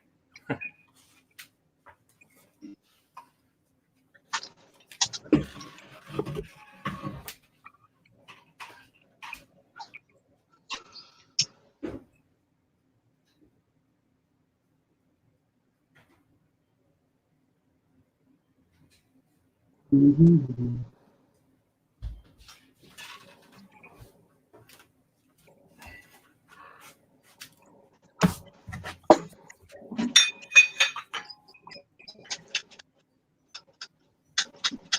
Oh, I think you missed them, didn't you, John? You just missed it. We're showing our weapons out here, lad. We had our weapons out. You did, honestly, we had our weapons out. I was taking care of a friend of mine. I'd bought something from her and had to pay out. But yeah, it's all the stuff that you have, Jamie. Is it just military gear? What is the laws in Britain or England or have a good day? Thank you. About owning, like, what kind of stuff can you own? I know that, like, probably guns are off the table. Well, you can own, as long as you got your gun license, you can own them. Airsoft license, you can have that just by attending airsoft games 6 times or more consecutively. Once you're a member of an airsoft team, that's it. You get your corral license, you can have an airsoft weapon. Memorabilia, you're allowed to have it, but eBay gets funny selling certain bits of German stuff, as we know, and also gas masks. Lately, the laws changed on selling gas masks, the World War II gas masks, because obviously it contained asbestos. But obviously, if you're selling a World War II gas mask, you're selling it to a collector, so there's no reason for you to really put a gas mask on your face. But health and safety gone mad. Yeah, it's amazing some of the some of the stuff that you can find out there. I know that right now that a lot of that gas masks and stuff like that, especially like viral masks, they're selling really good. There's a lot of people that are making a ton of money on them right now on Amazon. People are out on the hunt, but I have this here in my store.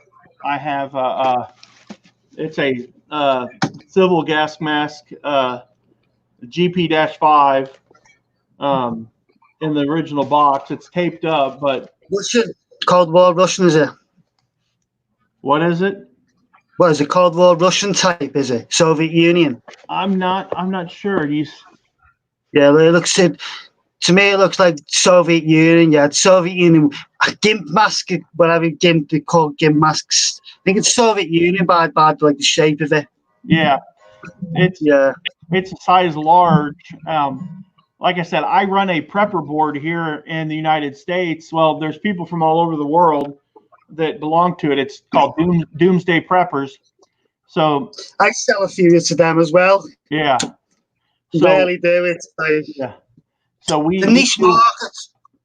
Yeah. Niche market. Yeah, we do a lot of. We have a lot of people who come on there and sell stuff. If it's a good deal, then I don't really, I don't ever get any cut of it, but I just like to make sure that people buy good quality stuff. But so was the military always just interested you, or what got you into the military yourself? Profit. Being able to make money from it. Plus, I've been banging on for ages about that. I mean, I can't remember last time I haven't really made a loss buying and selling military. Yeah. Just like unless,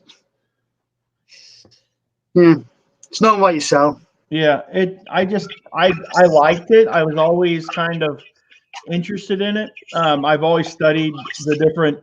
I've studied World War II and World War I, and I just liked it, and it's just neat. I've always had a deep respect for people who served in the military. Yeah. People who are willing to put their lives on the line to fight for what they believe in, because there's a lot of better ways to make a paycheck than joining the military. So there's a little bit of idealism. I'm a nationalist. I love my country. I'm proud of America. I'm proud of my heritage, which is European. I have ancestors that still live in Ireland. And then I'm Irish, British, German, and Dutch. And so it's just amazing.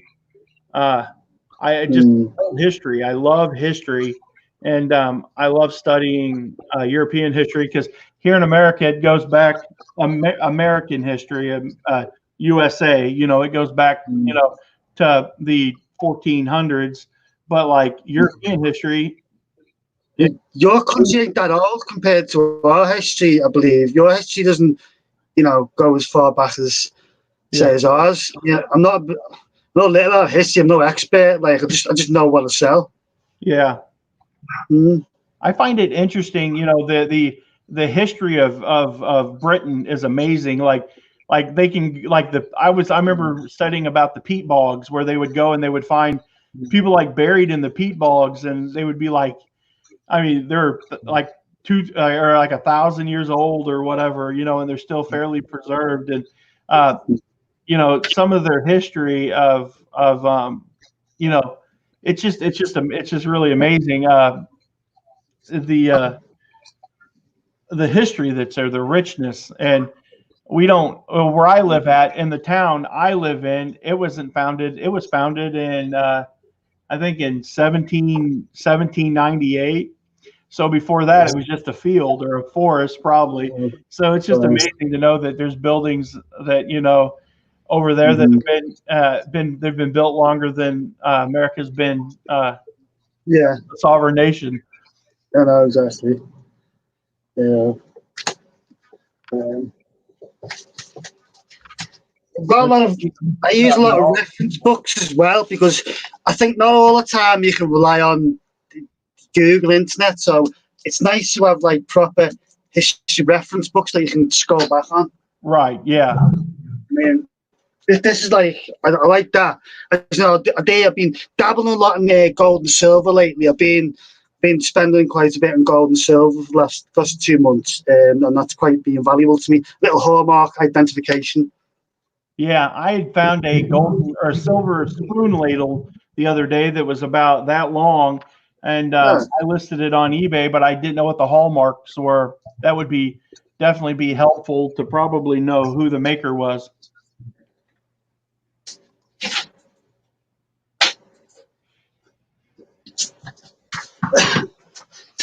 This is a bit of a Gucci item. Right, it's a lighter, but it's a Cartier lighter. A 24-karat gold-plated Cartier lighter. Right. Yeah. I bought a top lot in auction, or like bits of silver and all that. That was in the lot. That's gold? It's not. It's plated. It's gold-plated. Yeah. But it's a Cartier lighter. Something like that goes for about £180 for that lighter. Yeah. I sold one last week, a silver one. And I got £95 for that. So because that's like a gold-plated one, a bit more pristine, I'm going to aim for like 180 on that. Do you guys? Is your store? Is that a store that you're in? Is it open to the public? Yeah, but there's a test before. I like to. There's a test for you to come in the shop. Okay. Yeah. You have to be clinically insane, basically. Hopefully it's not. Hopefully it's not a mathematical test, because I would never make it in the door. No arithmetic. Mate, if that's the case, mate, I'm sacked 3-4 times over, because I'm just not with maths. I'm good at some things, but what's your opinion on Brexit? Were you pro Brexit or were you against it? I'm not a politics person. I'm not. I don't really. Yeah. I don't think it's going to affect my business. So yeah, it's interesting.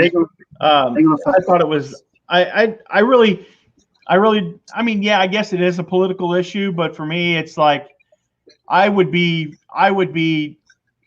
for being like I would love to see the sovereignty of my nation. I'm just like that. I'm like, you know, Britain's kicked a lot of ass, and you know, they're a pretty substantial fighting force, and they're tough. I mean, they conquered most of the known world at one point in their history, and like, you know, they've proven time and time again that they can stand on their own. They don't, you know. I find it to be pretty amazing. We're just all bomb pots, really. Yeah. Yeah. It's had the that's why that's the thing it's amazing. I mean, you think of where America's even where we're connected to you guys intrinsically for the founding of our nation, and and no matter what, there's always that kinship between the two nations that will always exist. And I just find it to be interesting. I love the military stuff that you've shown.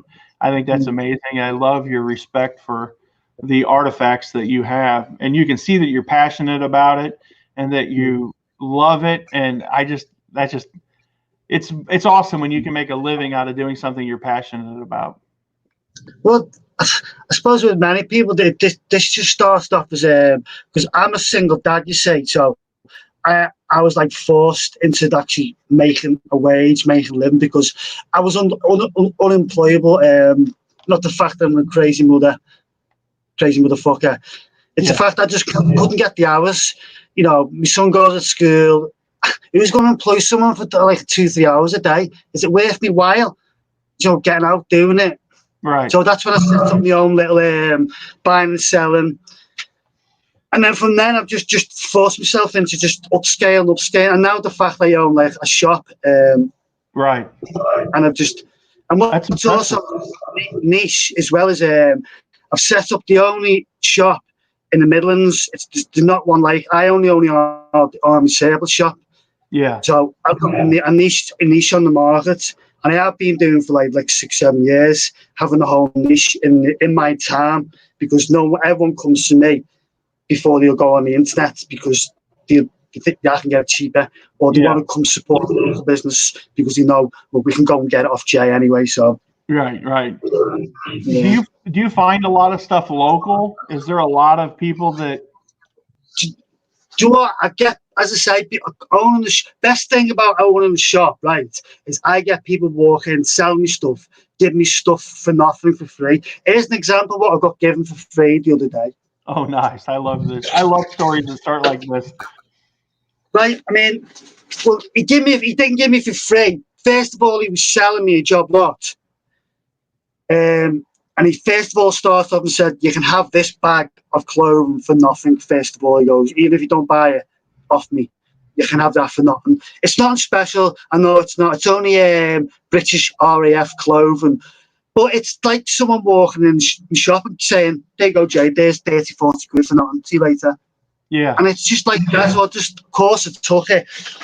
But it's only like bits of clothing, like oh, nice. little bit more jacket. But that goes part of the RAF jacket, or the body warmer. That goes part of the wet weather suit, what you've just been showing. That's part of the British Army wet weather suit. Yeah. And again, it's not special, but if someone's going to give me stuff, I'm going to take it and just. Yeah. British Army RAF woolen jumper. Now That's the weather's turning, we're getting all these nasty weathers in. If someone's going to give me a £5 note for that. I had somebody walk in here and give me 4 sets of digital camo, Army digital camo, and I donated it to a group that I belong to that goes out and they help when like, say, if a storm would come through, and and they're also part of what they call the 3% group, and they love this stuff. So whenever I get military stuff that walks in, and people will donate it because they have nowhere else, they don't know anywhere else to go with it. I try to find a good home for it. But that's really cool. I tell you what sells really good that I love finding is the Vietnam era coats, the olive drab. I'm sure you've seen Rambo, the jacket that he wears. Huh? The 106 or 107 it's called. Yeah, those things sell freaking crazy. Yeah, I've got a couple of them. I've got a cold weather duffel bag sitting on my porch. It's olive drab, and I've been wanting to. I need to take it to a commercial laundromat so that I can clean it, and then I want to bring it in and hang it up in the ceiling here and put it for sale. Yeah, they sell quite good in the UK as well, them jackets, the 107s. Yeah. Yeah. It's fine the one in like good condition, like a good wartime one in good condition, because the wartime ones I always find can be quite ropey. Yeah. Some of those parkas, they have the inner jacket, the liner like you were just showing, and then then they have the outer. And if you find them together, they sell freaking crazy. They're upwards of $200 here in the United States. You can get out of one of them, and it's just good money. And then you can normally pick them up cheap. People donate them to the thrift store, and they don't even have any clue. I love walking into a thrift store and seeing that green in the jacket section. I'm right there. Color to me is always very distinctive when you're in when you're in a charity shop and you see it, because it's olive drab, it's that olive drab colour that just pops out. Because obviously civilian clothing don't do the military olive drab colouring, so it all just pops out at me, that sort of stuff. I came across a big cache of Russian Eastern Bloc military stuff a couple years ago, helmets and some outfits. A lot of it was from like the 1980s, and it was interesting. Their uniforms are kind of cool. Let me just show you some stuff. Hang on 2 seconds.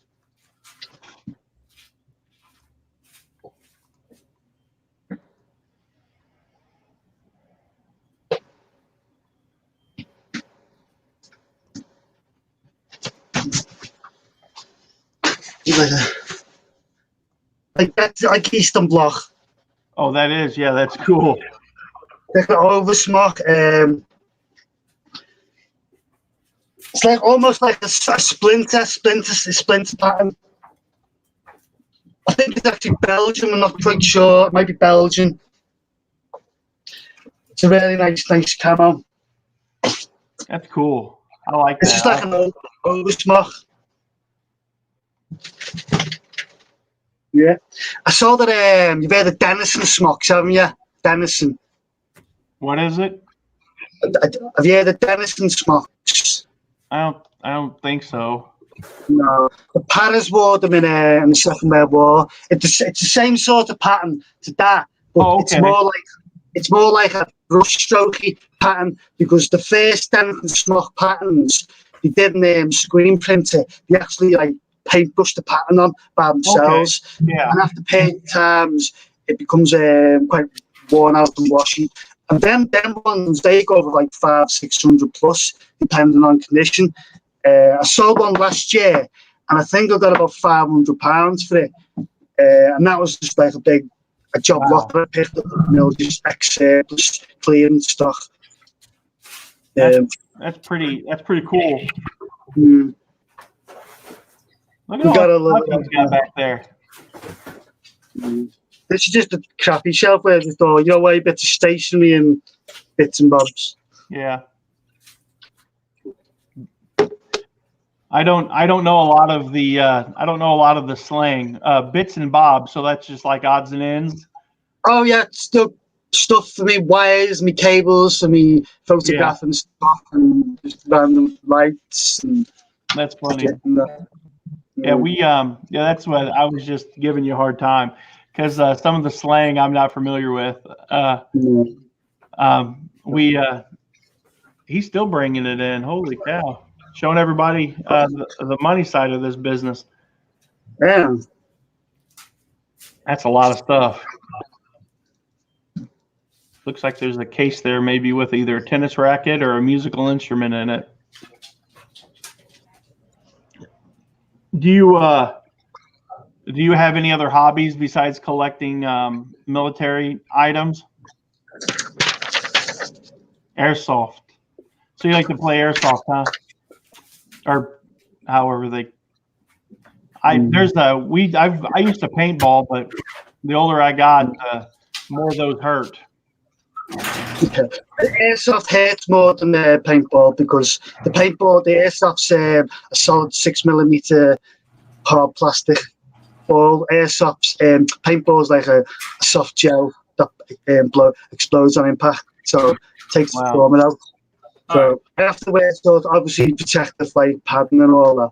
Not a major padding, but just a bit of padding, because if it does bruise you, it can bruise you. You get hit in the right place. All right, so this is wow, a lot of stuff. If you watch, I think both of y'all watched the video. You probably recognize some of this stuff. This from the hall. Those, these right here.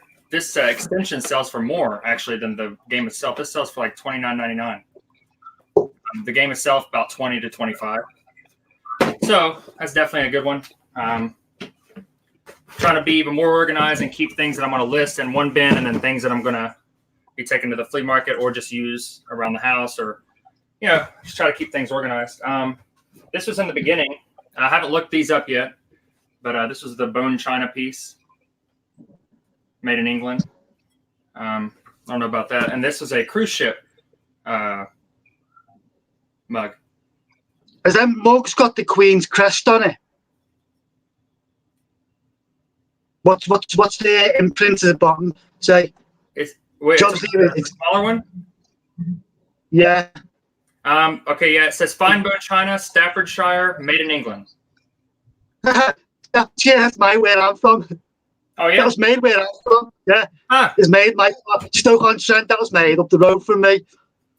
Josie might make me keep this one, but this one's kind of cool. It's like a little pottery style mug, and it says Georgia Stone Mountain Park. So actually, no, we've never been there, so it means nothing to us. So I'm probably gonna sell this. I'm sure it has value. It doesn't have any other markings other than that. It's really nice. It looks like it's like hand painted.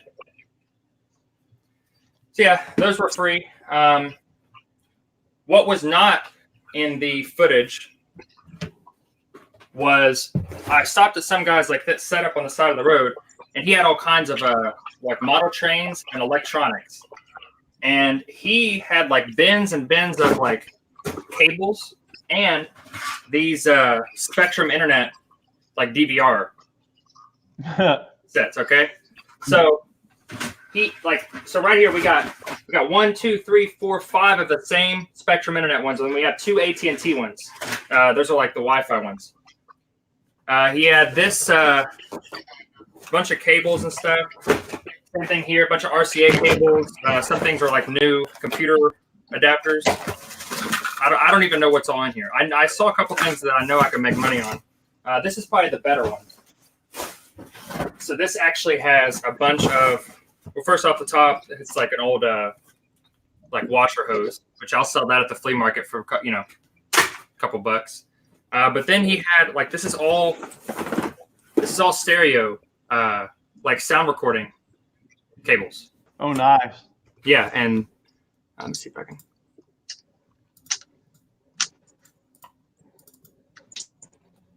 Why can't I do that?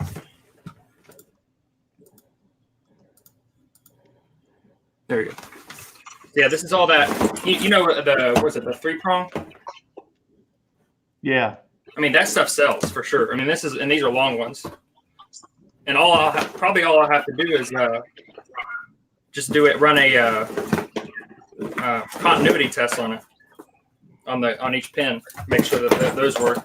So yeah, this is a small little box full of those, and this is even more stuff. This is a microphone case. I don't know if there's any mics in here, but there's 3 microphone cases in here. These are I already looked these up. These sell $10 a piece. These are little like wall ports for them. And there's like 3 of those in here in the box. Actually, no, there's even more. There's like a whole thing of them. Here's a bunch of the connectors. So honestly, I might be able to just sell this in one lot to somebody. You know, someone that does like recording and stuff like that. Right. Like there's so much. There's so many little pieces in here of those. Anyway, I got this box for $1, that box for $1, and this box for $1. That's great profit, man. You can't go wrong with that. Oh yeah, and honestly, like even if I literally paid $5 for this box, the box that has the least amount of blockable things in there, I've got all these RCA cables that I can sit there and pair with stereo units or whatever have you. There's a couple Xbox ones I saw in here as well, and like this right here, this thing probably is worth about 10 or 15 bucks on eBay. So it's like a extension cable for like VGA to then it has like the mouse out, or like a keyboard, mouse and keyboard. Yeah, that's crazy. VGA, yeah, it's like a hub, pretty much.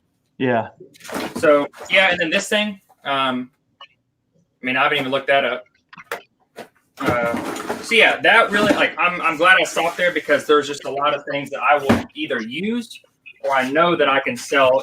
I know if I put all this stuff at the flea market, it'll sell boom, boom, boom. Like people buy that stuff all the time. People are always coming asking me, do you have any amplifiers, guitar amps, like all these, like the thicker gauge power cables for computers.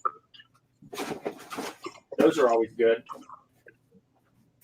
And another thing I see people do, well, here's a sort of like wireless adapter reader thing. I don't know what to do actually. Yeah, so I'm happy about that. Happy about those cables. So I sit there and talk to the guy for a little bit. He gave me this thing too. It's like an old Samsonite briefcase. Kind of roughed up. Someone will pay a couple bucks for it. I like that JBL. Yeah, there's a couple other. Like this is just straight wire. This is just like straight 8-gauge wire with alligator clips on it. That's probably about 30 feet. Just straight wire. Here's a fuse board, which has a bunch of fuses on it. So yeah, I'll use this. I'll either use this stuff or I'll sell it. Sell it to somebody in like lots of this stuff is usable for somebody, guaranteed. So briefcase will probably sell.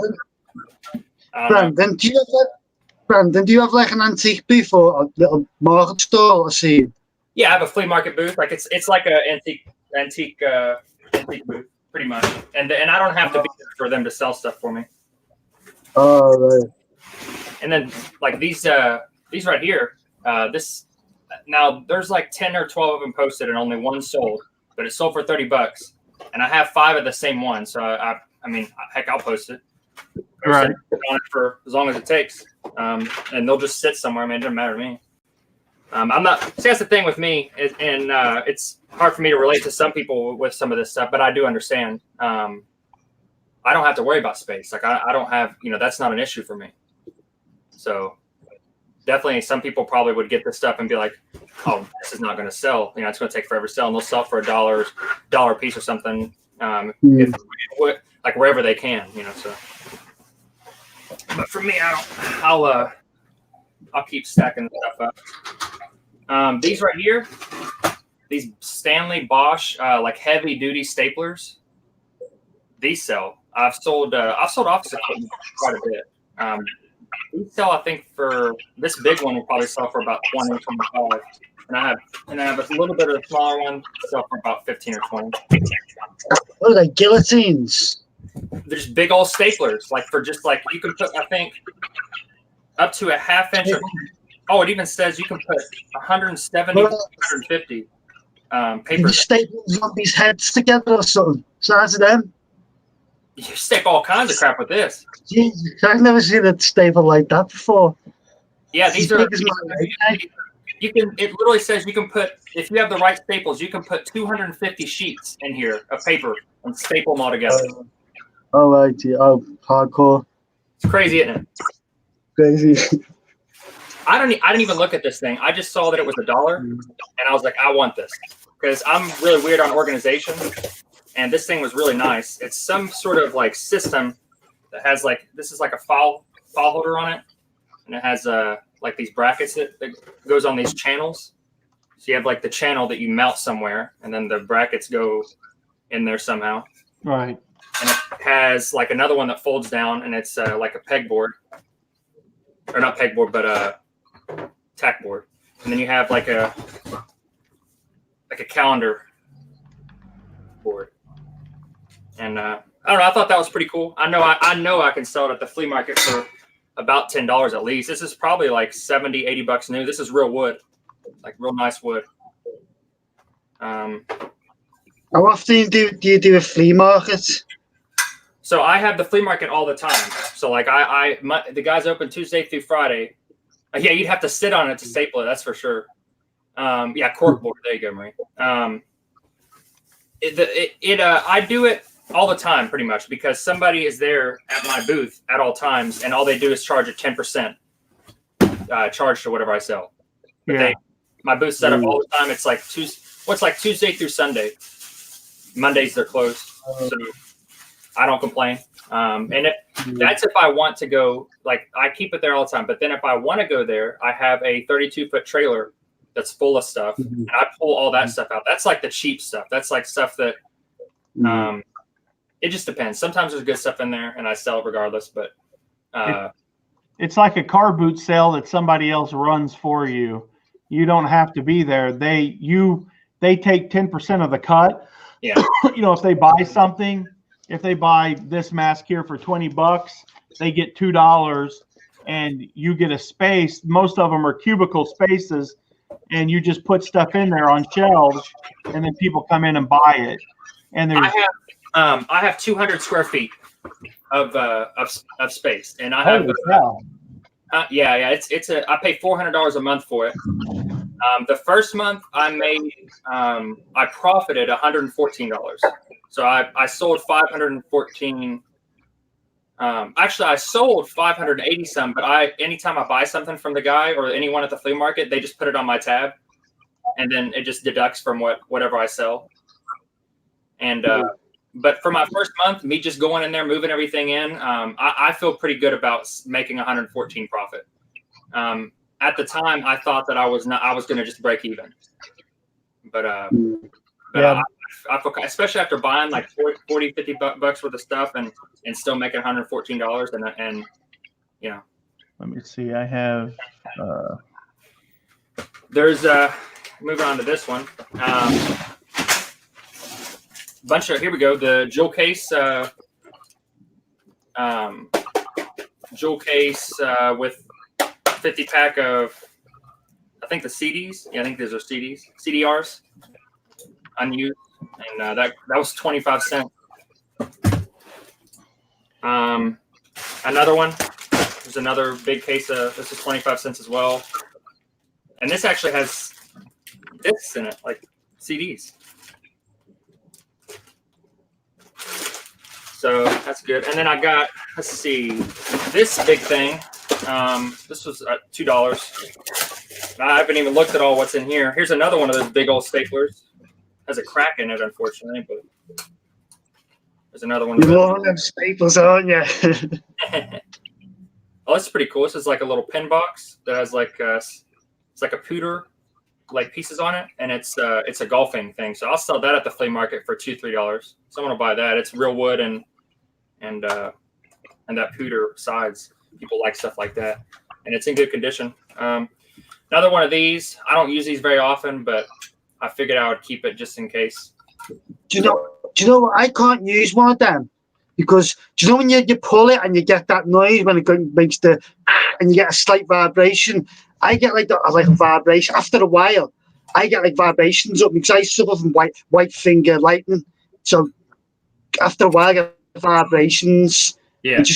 I got you. Like it does vibrate, pulls back a lot. Well, I used to be an engineer, and I used to use a grinder every day for like 4 years. So it's like constantly vibrating. So if using that for 4 years constantly, my hands like sort of got a bit. That's why I like this. It has a weight. Yeah, I use them. That's what I use them. Yeah, that's top. I got two of these, and I've got a couple of these, but I never really use these that much. But worst case, I will get a $1 or $2 at the flea market, so not to worry about that. Yeah. This is some sort of like custom made like pounder thing. It's like got flowers on it, and you put in like the dates and everything. So I'll sell that at the flea market. Here's some staples to go with our big, huge staple guns, and here's some photo posters. I have a whole box, a box or two of stuff that's just office supplies at the flea market, and people pull out of it all the time. And I mean, it's not a lot of money, but I'll sit there and they'll pull out enough stuff for like $2-3, and I'm like, and then I just throw stuff in there, like as I get it from storage units, and I like doing stuff like that. I like having a variety of different things, because I feel like even if I don't make a crazy amount off of it, people have kept coming back to my booth because there's more stuff every time, and the bigger sales make up for it regardless. And I make enough on the little things to add up. If I have 100 transactions in a day, and it's like $1, $2, $3, that would be worth it right there for me. I agree. Eat an elephant one bite at a time, and you definitely aren't going to go wrong doing what you're doing. That's how we do our antique booth, our resale booth, and I pepper them with a bunch of $5-6 items, or I put a bunch of $5-6 items and pepper it with, $20, $30, $40 items. Right. And not everybody that walks through the door wants to spend $30, Right. but everyone that walks through the door wants to buy something, or they wouldn't be there. Yeah. Otherwise, they wasted their time. Yeah. Let's see. This box has. This is it's interesting. It's a screen cleaner, and it has like a PDA on it. Or is that what it's called? A PDA? Or PDA? What the heck are these called? You have like your little. Remember the old handheld things where you could store like your. Yeah, a little PDA device. Was it PDA? Yeah. So this is a cleaner for that. Yeah. Here's another cleaner. These are all. I guess these are all cleaners. Yeah, these are all. Oh, here's some actual liquid. Yeah, this is actually good. And here's some individual phone cleaners, like little phone pads. Right. There's like 80 of them in here. Shove them there. There's another box of them. Here's a little like cleaner for electronics. Yeah, I didn't even know it was in here. I just threw a bunch of them in here because it was like 50 cents here, 50 cents there. I was like, why not? Right. You're not going to go wrong. I mean, if I didn't have the flea market, I wouldn't do this. I wouldn't do it like this. Right. In reality, I could lot a bunch of stuff up, and sure, I could probably sell it up on eBay, like lot it up, but not, it just wouldn't be the same. It'd be a lot more work, for minimal profits, as opposed to me just like throwing these all into bins and then just lugging them to the flea market and not giving a crap about it. And people can choose, and they don't, their standards aren't really too crazy high for that stuff. It's really cheap for them, but it adds up for me. Oh, here we go. Here's some of them big boy staples.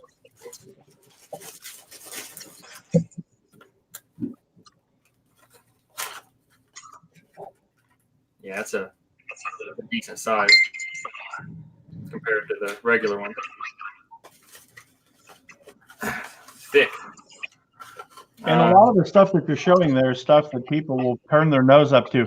The video that I made the other day, almost everything I sold in that video was $30 and under. And people were like being so pretentious about such a low return on my investment. But like you said, when you buy a box of stuff for $1 and there are 20 items in that box that you can make $10 a piece on, like, why would you not, why would you not sell that stuff? I even listed on eBay. I'll list a $10 profit item on eBay. Yeah, I don't mind to. It just depends on, for me, it depends on how much trouble am I going through with it. Like, right. This is not something that is really collectible. This is the zip ties for the tires. Now, more than likely, this, unless I look it up and it's a pretty good, thing on eBay, I would sell this probably at the flea market for like $10-15. But even if I look this up, like in reality, what do I have to do to this? Nothing. Like, this could have mud on it, and it doesn't matter because they're literally about to use it to zip tie onto tires. Right. Like, this doesn't need to be clean. Like, look how bad that plastic is. Look how nasty it is. It's not clear. Who cares? It doesn't matter. People are going to buy it for the fact that it's a usable item as opposed to something that's like collectible or something that they display. Like clothes. I'm very particular about how they're done for obvious reasons.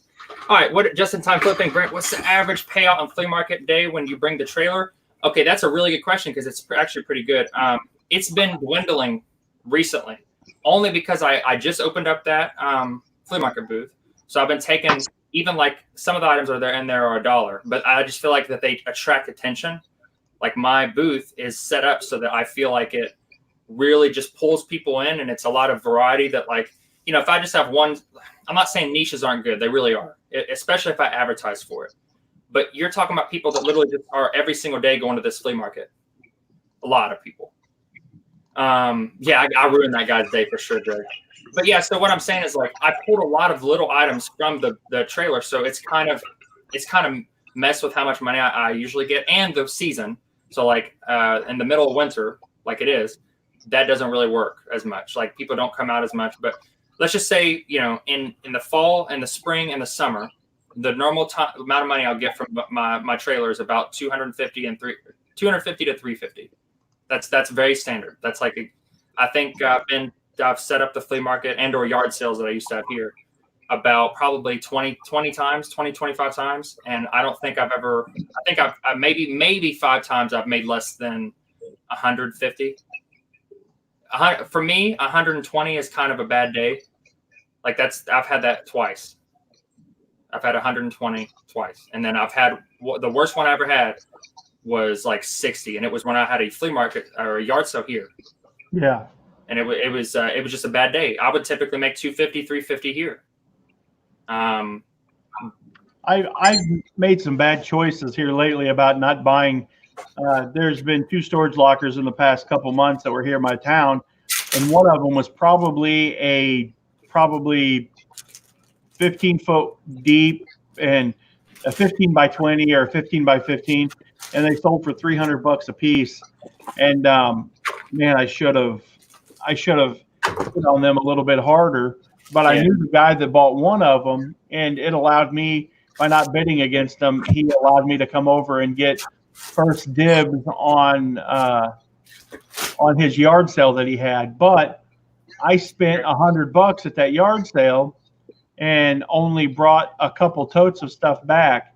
If I would have bought that whole storage locker for $300, I would have murdered it. I mean, he had stuff in there that was just amazing. There was amazing stuff. Right.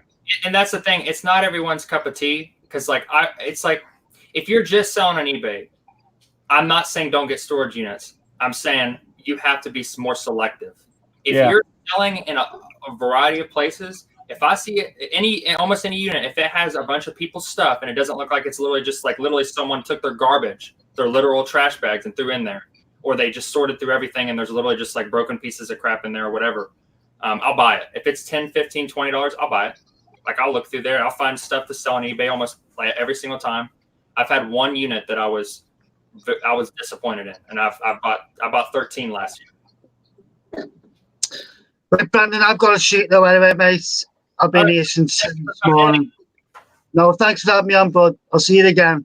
See ya. Nice meeting you, Jamie. Nice meeting you as well, pal. Hope to see you again. Bye-bye. Okay. But yeah, I love doing the storage, or not the storage, but the storage units I love. But I love doing the flea market. It's really fun. It's a lot, especially if I did it full time.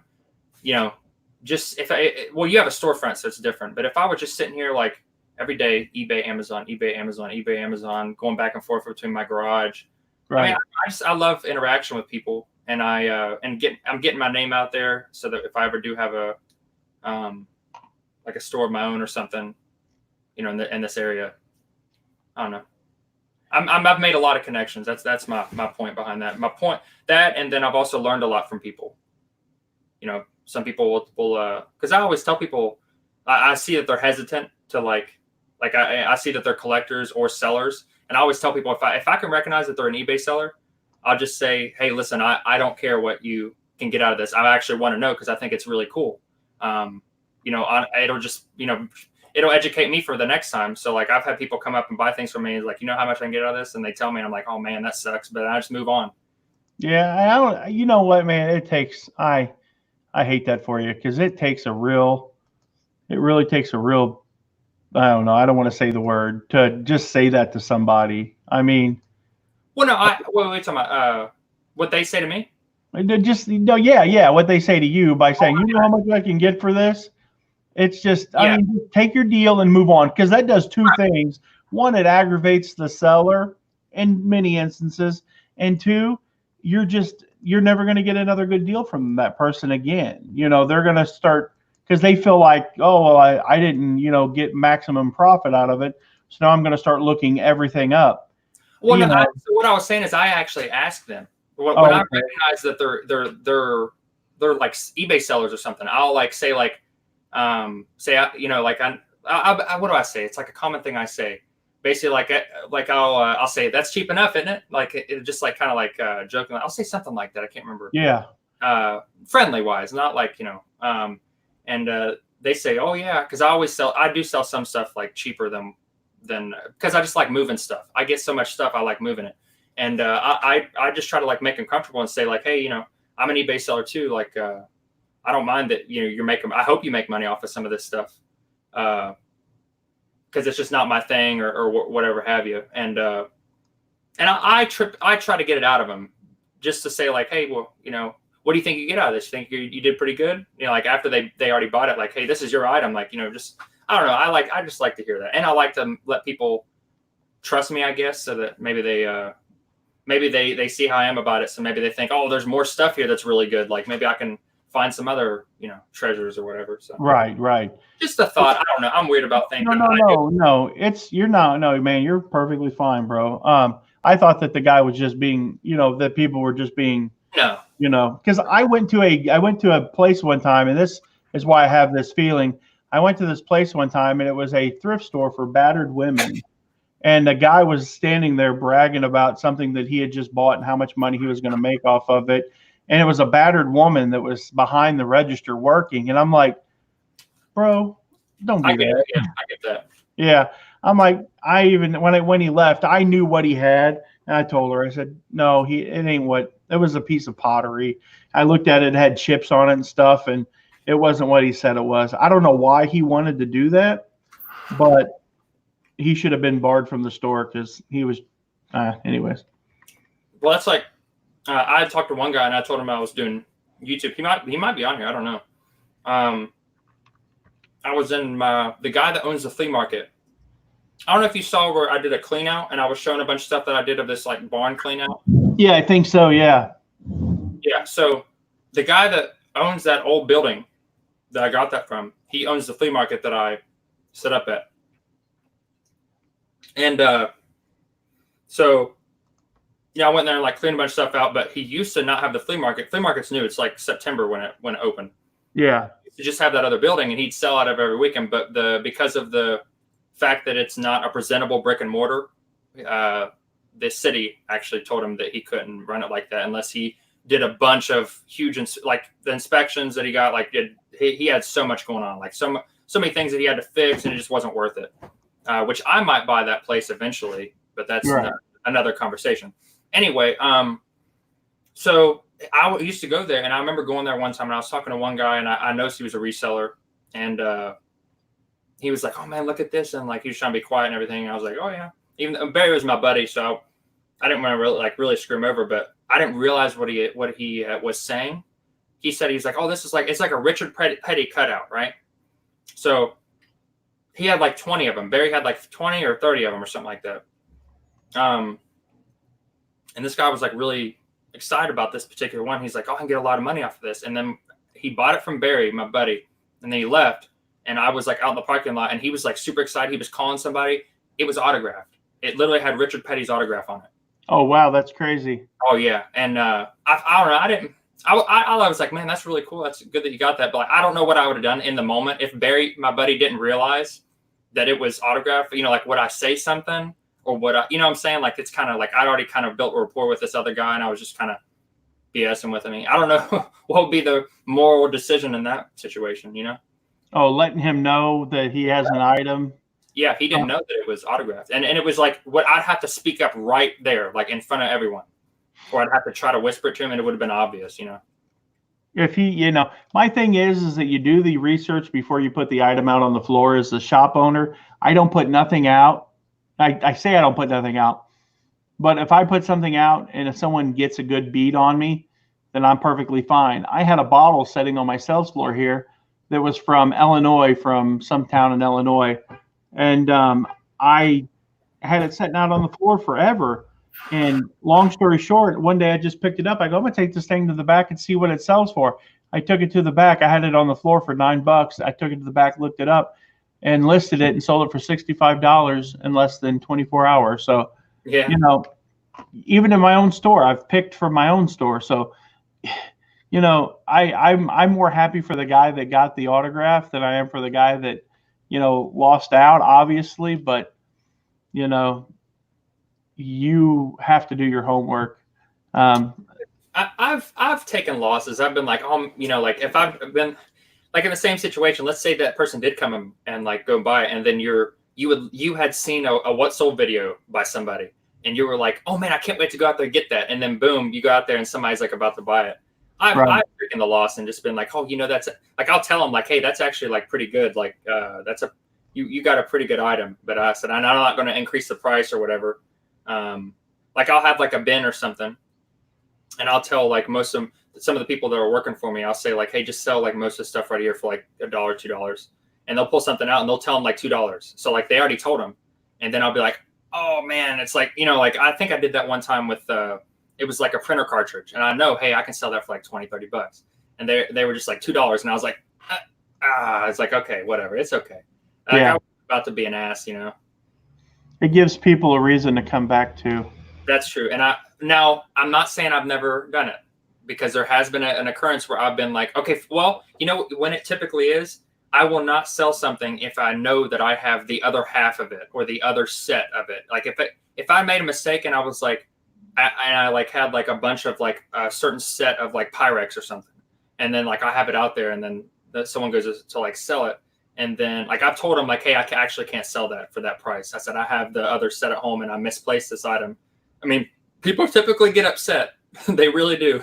But like, it's just, I don't know. At that point, it's kind of like I'm really kind of screwing myself and the potential buyer afterwards, because it's like, hey, I have 9 out of 10 pieces of this particular set.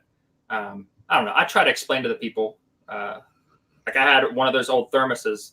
You probably, if I said the name, you'd probably know it. It's like, I forget the company that makes them. Very common company that makes old thermoses. Not thermos itself, but I can't remember. But I had the cap to it, and it was at the flea market. And one guy came up, he was really excited about it, and I didn't even have it sitting out. It was in the trailer in like a corner for that specific reason. And man, he got upset when I told him. I was like, yeah, I have the cap for it, but I don't have it here.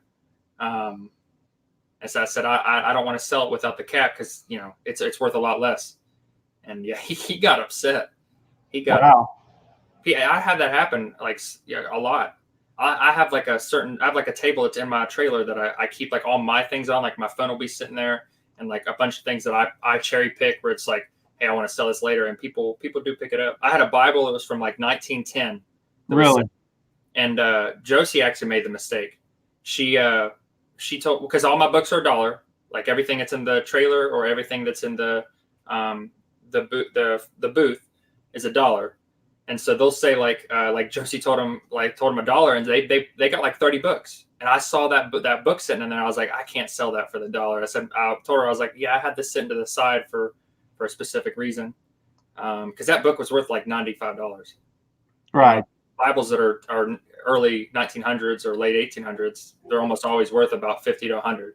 Yeah, exactly. I had a buddy that went to an estate sale the other day, and they wouldn't sell a Bible, and he had a minty, beautiful 1899 Bible with the built-in tabs, the gold on the front of it. It didn't even look like whoever owned it never even read it. And I said, man, that's $100 bill. That's beautiful. And he listed it, and it sold quick. Yeah, Bibles are bucks. Oh yeah, I always say this, and I never end up going around and actually do anything about it. But like, I literally keep all my like really good religious textbooks up here. Like and then eventually I will get to them. But like, I think I showed you that one, the Chinese one. Yeah. So I've got the Chinese one here. I've got that one from 1910. I think that one I never did sell. That's the one that I was talking about. And then I have this is a book. It's like 1790. This is an early edition, which is kind of, I put it up there because it's just kind of ironic to put it there with a bunch of other religious texts. I have a Quran up. I think that's a old Quran or something. I can't remember. But this is The Origin of Species by Charles Darwin. The Book of Mormon. Anyway, it's just all like kind of jumbled together. But yeah, this is all like old versions of those kind of texts, and people love that kind of stuff. Right. Yeah, and you can find some old book versions of the Book of Mormon that are really old because they changed some of the text in the book, and they're really hard to find. But the really old stuff, most of it's out in Utah, and I live in Missouri here, and this is the kind of a waypoint. Right. A lot of that stuff wasn't codified till I guess they got out there. But if I've heard of some old books of Mormon selling for crazy, religious Pentecostal Bibles by Phineas Oh, Dake, yeah. the Dake Study Bible. Those are $50 to $100 a piece. They're just worth a ton of money. I've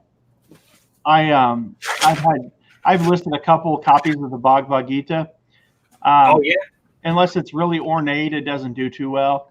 There's not a whole lot of I don't know if there's a whole there's a lot more people listing them than is what's being sold. But I took a world's religions class in college, and I ended up buying a copy of every Bible, and my goal was to read each one of them. I've read the Quran, I've read the Book of Mormon, I've read the Christian Bible, and I started reading the Bhagavad Gita, and it's a really interesting book. Oh yeah, it is. And it's just interesting to kind of understand how other people see the world around them, and it's really enlightening. I don't know. No, it's cool. I like going. When I was in Thailand, I went to a ceremonial, Buddhist ceremony there, and like, I don't know, it's really interesting stuff for me. And I remember seeing in Japan all the people with was it Shinto? Yeah, that's a big thing there. And yeah. They have like a day a year that they don't get in the water because they believe that's the day that their ancestors like come from the sea or something like that, or go into the sea or something. I can't remember what it was, but and they have one cool thing about them is like they don't have graveyards really. They have shrines with the people all over the place, random places. Like you'll see like really cool ones where it's like overlooking the ocean, in Okinawa, and just see them on the side of the road. Like, yeah, there are graveyard places where, you know, they sell lots and stuff, but it's just a lot of people, like, they'll just have like it on the property. They'll just have like a shrine with, and I'm sure that the cremation or however they do it is in there. Right. It's really cool. I love that stuff too, like the world history and world religion histories, just stuff like that. It's very interesting. I've studied a lot of interesting different theories. I myself prescribe to the Judeo-Christian worldview, but I am always curious about the world around me. And one of the things that I've did a lot of research on is the idea that pretty much all religion is just people kind of retelling stories from a civilization that have collapsed. Right. And that and one of those theories is that every so often the world has it essentially has a come apart, and we start over at zero. And that's interesting. Yeah. Like if you look at some of the buildings, like if you ever South America, there's some interesting designs that things have been built way up in the mountains and on canyon walls. Like Machu Picchu. Yeah, and they're like, how in the hell did they do that? Like how? Like how did they move those stones? You know, they weighed 50 tons or 60 tons, and it's like ancient astronaut theory, that kind of stuff as well. It's like in the same arena. It's like talking about how so there was some sort of help, or it was just technology stopped or like was erased somehow. And you could see, like, if there was a cataclysmic world-changing event, like say like some people talk about, scientific communities talk about like polar flips, where the planet, like polar axes, they flip every so many, however long, 1,000,000 years, whatever, 100,000 years, whatever it is. And what it does, it's just like it's like an Etch-a-Sketch. You just shake the hell out of it, and you're back to zero. Because if you ever study, there's some really cool stuff out there. There's actually some theories that out past the moon somewhere, that there's this big satellite that actually just sits there, and they think that it's a piece of technology from that there's a school of thought. I don't know. I've just listened to it in passing. When an episode of something came up on YouTube, and that's all I know about it. But they call it the Sentinel or something like that. And out there in space, and that it just sits there, and that it could have been a piece of technology that we had created before, and then the big Etch-a-Sketch got shook, and here we are, you know, back at ground zero, and you know, starting all over again. And that's just kind of It's what are they? Who is it? Icarus or who is it that was condemned to push the boulder up the hill, and as when he got to the top, the boulder would roll back down, and he'd have to go. Icarus was the one that flew too high, or is that Mercury? I don't know. I need to be better with all that stuff, but it's kind of like humanity. We just constantly are trying to figure out how to escape this dirt ball, and every so often you just get the big factory reset. Yeah, I definitely support those kind of not support, but I support the exploration into thoughts like that. You know, Yes. It's always a question. It's good to want to know, because if you don't want to know, yeah, it's easy to get controlled by somebody or some idea. You know. Yeah. You have to have an open mind to all things. Like I have my devout faith, but if aliens land tomorrow on the White House lawn, I'm gonna be like, wait a second, whatever. Mother's Mustache, Angeli said that it was Tartarus. That was the one that kept pushing the ball up the hill. Oh, okay. No Money G says aliens. Yeah, that's funny. Yeah, aliens. I love talking about this stuff, but I'm gonna get back to this a little bit because I know. Oh, that's fine. Yeah.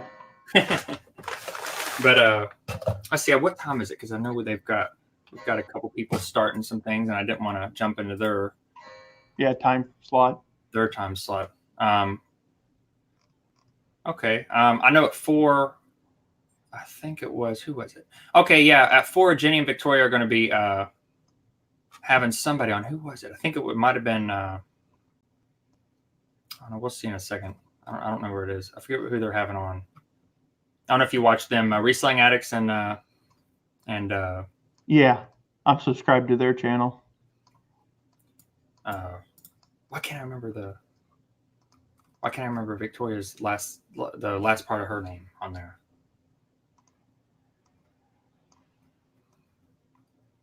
Now I got to get this because I'm not about to. Yeah, okay, that's what I thought. I thought it was Thrifty Chris that was going to be on there. What's Victoria's name on there?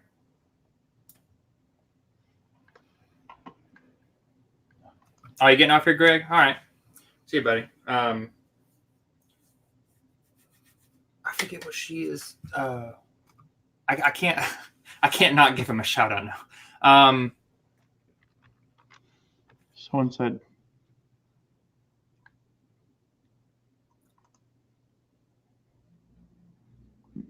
Greg. Cole Greg. Mm-hmm.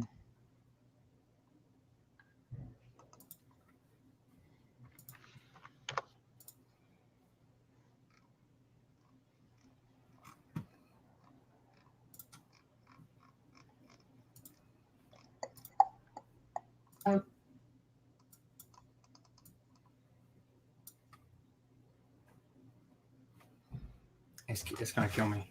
Adventures in Reselling. Boom. Thank you. Oh man. Anyway, moving on. I've sold these before. I think that was in the video. Maybe.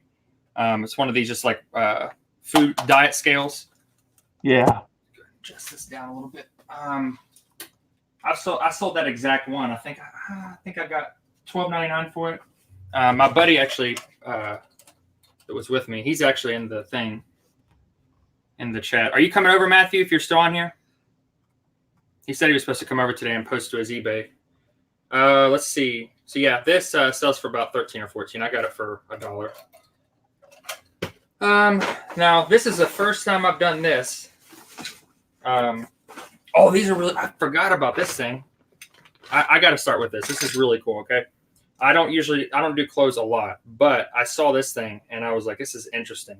So I saw the single stitch on the side, and then I looked, and it's Cleveland is a city, and it's like got one of like the old embroidery type. You can see it at that angle with the light. Yeah, it's cool. And it's the tag is made in the USA. It's an older vintage looking tag. It's in really good shape. Just needs cleaned off just a tad bit because I don't know if I should put this in the washer. That'll probably come right off.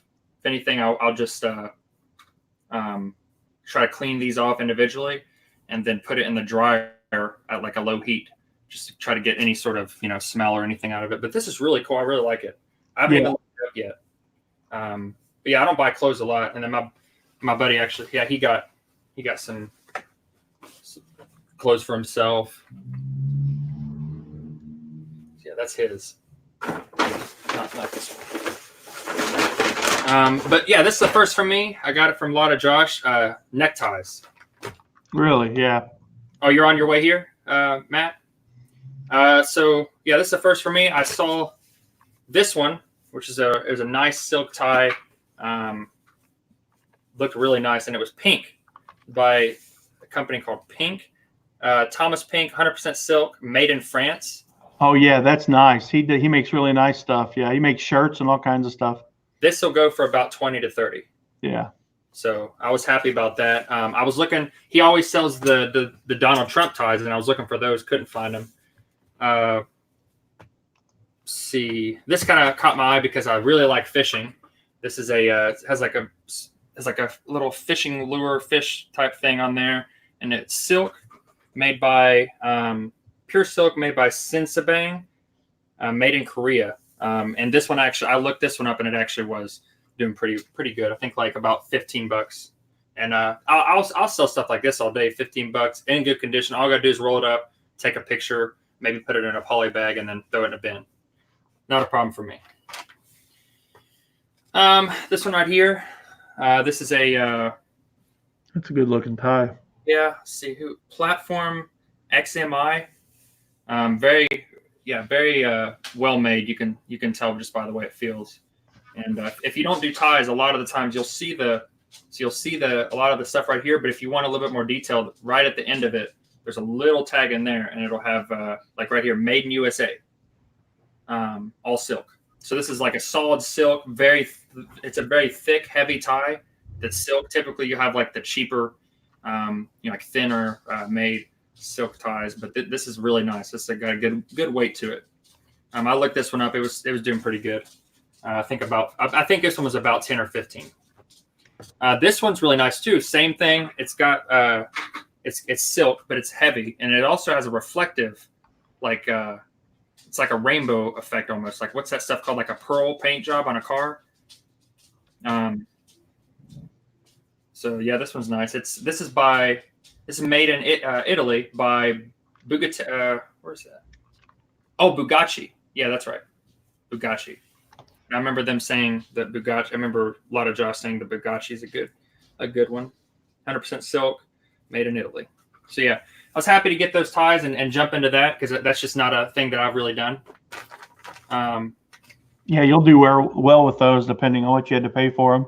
Yeah, and they're very simple, very easy. I don't have to do much to them from this point except for just roll them up or display them however I decide to, and throw them in a bin. I didn't find this on eBay, but like I said, this might just go to the flea market. Or since my truck is, I guess this is the first time I'm going to admit it on camera. My truck that I paid $36,000 for is 2-wheel drive. That was the dumbest decision I've ever made, and I didn't realize that it was 2-wheel drive when I got off the lot. Long story short, I was really excited to finally find the exact truck I wanted, color, everything, down to like the hood being the type of hood I wanted. I love that truck. They didn't even know that they had it because it just came in. I was at the Ram dealership, and it was used, and they didn't know they had it. The lady was like, "Oh, that just came in." And she's like, I can ask the manager if it's going to be available. And I was like, yes, please. Went and asked, and they were like, yeah, we can offer it to you for this. And it was like brand new. It was like a $54,000 truck. And it was 2016. Anyway, and so I get in and I love it. I like everything about it. I drive it. I love the way it sounds, everything. It had like an aftermarket exhaust on it, or like pretty much every package that it could have, it had, except for the sunroof and the fact that it was 2-wheel drive. I bought the thing, didn't realize it was 4-wheel drive. I drove it from North Carolina to West Virginia, drove halfway, and really thought, is this 4-wheel drive? And I was so, I haven't been that angry in a while. I was so mad at myself. Yeah. I was so mad at myself. And did you pay the 4-wheel drive price, or did you No. pay the 2-wheel drive price? no, it 4-wheel drive would have added on to about another three grand. And they never, now you can, like, whatever this person's intentions were or whatever. I liked the lady, but I could tell she was a saleswoman. I can smell that from a mile away, when someone's trying to sell something. Right. So I told her, I was like, I want you to filter everything that's within this area down to the fact that it's a Ram Sport. There's maybe a couple colors that I wouldn't really like, but I'm not too crazy. It's not just about the color. And I said, I want the performance hood. I want the performance exhaust. I want, leather interior. I want all this stuff. Like I'd been planning. I had this on my dream board, the same truck on my dream board when I was in Japan for like two out of the 3 years. Like I just I was like, I want this truck. So it was in my mind. It was kind of a dumb decision financially, but I like it. Gorgeous truck. I wouldn't let that beat you up, man. No, how much snow do you get out there? Quite a bit, or nothing? Honestly, it's flat here. I don't get snow. I have, it's not a big deal. I just, if I'm going to buy a truck, I'm going to want it to, like be a truck. Like a lot of people, the whole Southern thing, the whole, yeah. Oh, I understand. I mean, yeah, but it's difficult to, I understand your point of view. It cuts when you go to resell it, it's going to make it harder to resell. And yeah. If I do. And honestly, like I like it. I'm not worried about it. And that whenever, I actually get better gas mileage because of it. And there's a lot less parts that'll wear out. Right. Because you've got a independent, as opposed to a solid axle on the front, you have an independent axle, which can, produce a lot less because you don't have U-joints in the front wheels, and you turn those things all the time, and those go out very, very frequently. Yeah. So there's no U-joints. So the gorgeous truck that can't go out. What is it? It's a gorgeous truck. I seen the picture that you posted. I think it might have been on Instagram with it when you got your trailer. Yeah. It's gorgeous. I love it. I mean, I don't think it might be one of those vehicles that like, I just don't ever get rid of. I'll just run it to the ground and then some, maybe part it out. Yeah, I like it. I'm honestly not too worried about it. I just was very like, I'm from West Virginia. And so like when I told my buddies really liked it, they're like, oh man, that's a nice truck. And when they found out it was 2-wheel drive, they just roasted me. They just gave me all kinds of hell.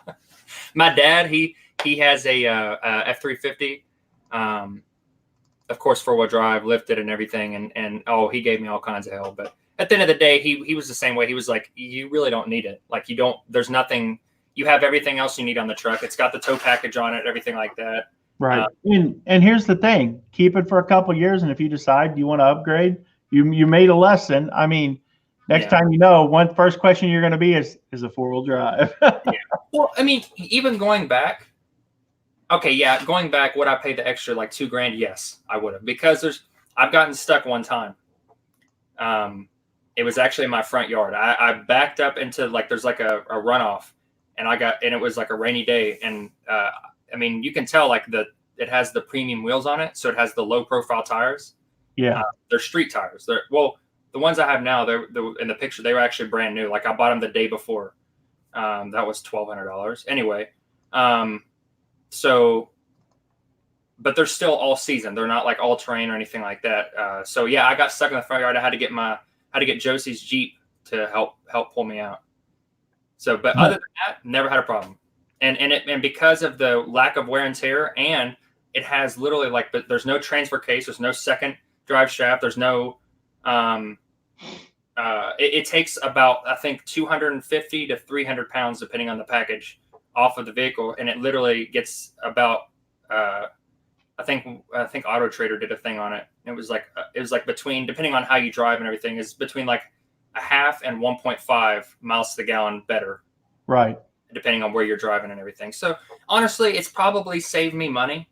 It's probably saved me potential hassle with which Dodge, they have the new button or they have the new wheel as opposed to the shifter. Right. So they do the same thing. It's all electronic with the 4-wheel drive option. So like that's one thing that could definitely go bad, But I'm not too worried about it. At the time, I was very just like upset with myself because, if I was just out like in West Virginia with my old friends drinking or something, I can't just go out and mess around in the field, because I could get stuck. But in reality, would I really want to do that with that nice of a truck? Probably not. Well, that's what I was getting ready to say as the father in me that was getting ready to come out. Now, son, you don't want to take that truck out into the field and ruin your investment. Trust me, I'm young, but I'm not 18 anymore. And I'm pretty settled down with Josie, so it's not like I'm, trying to impress anyone. Right. So I used to do that. Like I have my original like high school vehicle. It's like parked to the side. It's a 95 Jeep Cherokee, like all lifted and has all kinds of bells and whistles on it. On my buddies here. I gotta go get him.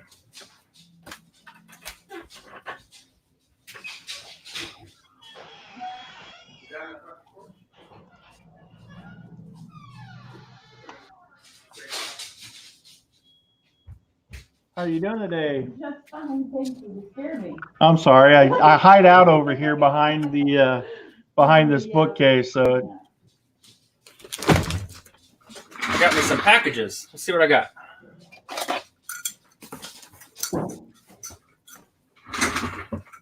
I guess it's the Playboy subscription day of the month. If you wanted, I might do a buck piece on them because they've been there for a while. Really? Yeah, they're neat. That was what I had. People who are looking, going out over and stuff like that, and I would like for them to go bye as quick as possible. Oh, no problem. Just thought I'd throw that out there to you. Hey John, do you use DeWalt tools or do you use Makita or what? I like DeWalt. I worked at Lowe's, so so I pretty much would just use that. It was, I don't know. What do you got there? What did you buy? Look at these big old beasts I bought. Oh, nice. This is the FlexVolt 6 amp battery. This thing will last a while. Oh yeah, I could imagine. These were it's like $180 for both of those. Holy cow! For the set, but they last a long time, and like I said, they are the FlexVolt, so you could literally hook them up to like a full size. What else? I forget what else they offer for those. For like the 60 volt, like I want to say they have like a drill press. They have like they have a lawnmower, so that will like power a lawnmower. Oh yeah, I have some Black & Decker tools like that. I have the pole saw, and then I have the hedge trimmer and a weed whacker and stuff like that. But I never used the weed whacker. I got the portable shop vac. Oh, that's nice. Yeah, it's gonna be really nice because when I'm doing now that I have the second trailer, I'm just a very particular clean person. And so like whenever there's like buildup or of just trash or just nastiness in the trailer. Oh, and the also the flea market booth. Right. I'll just vacuum the carpet real quick or over there. I don't like I've got the big Craftsman like big shop vac, and it's awesome. Like you can turn it into like a blower, or you can use it as like a big vacuum, and like it's very powerful. But it's just such a pain to like have to roll around. This I can clean the stairs going up to my garage, and I'm happy with it. I really think I'm gonna enjoy this. Right. Look at that. I'm gonna put this big old battery on here. See how much it weighs it down. Because this is where you put the battery on. It's on the front. How do you put this up? Let's see. All right. Oh, okay. So this red thing is actually if you wanted to use it with. You transport it. That's how you transport it, so that you don't break because it's so heavy. I guess it can like break the little connectors on there just with the weight itself. So you got this little clip that. Is it Does it just normally come off? Pinch it? What the heck? I'm missing. Oh, I'm an idiot. So let's see.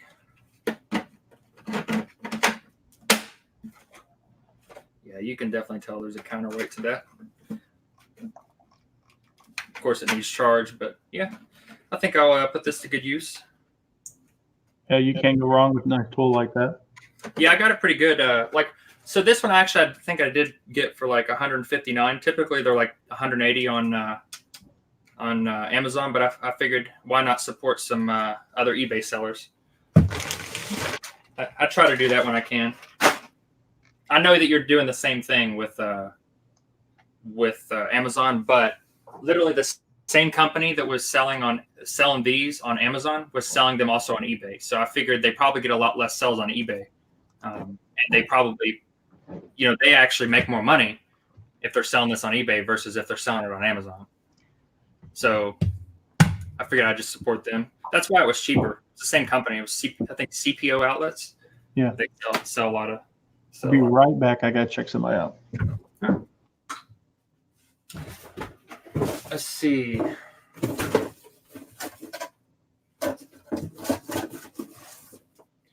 Getting excited for the meetup, Kathy?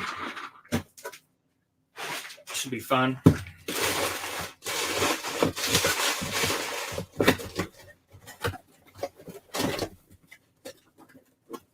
that one over there. This will go down here.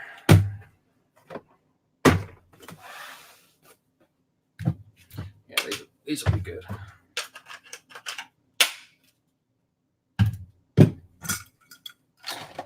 We'll wait for John to get back to show some other things he'll probably think are pretty cool. Hey, Matt. Where are you at?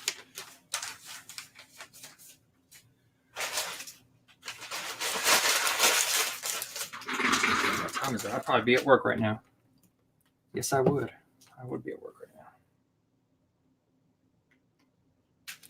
Hey, everyone in the chat. Yeah, you are getting excited for it.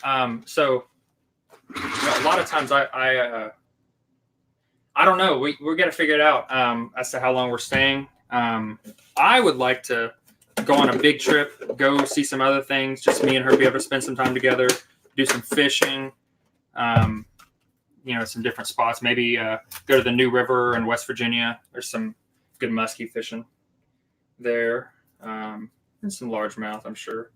But yeah, like I'd love to just like take the whole week, which that's the plan. But we got to figure out how we're gonna do that. Take that.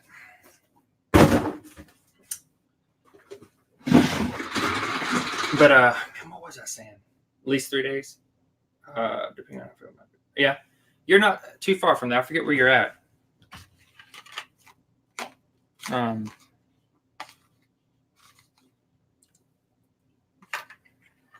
That's how I get excited, and that's literally all I've ate this morning, like that half. I need to sit down and eat in a second.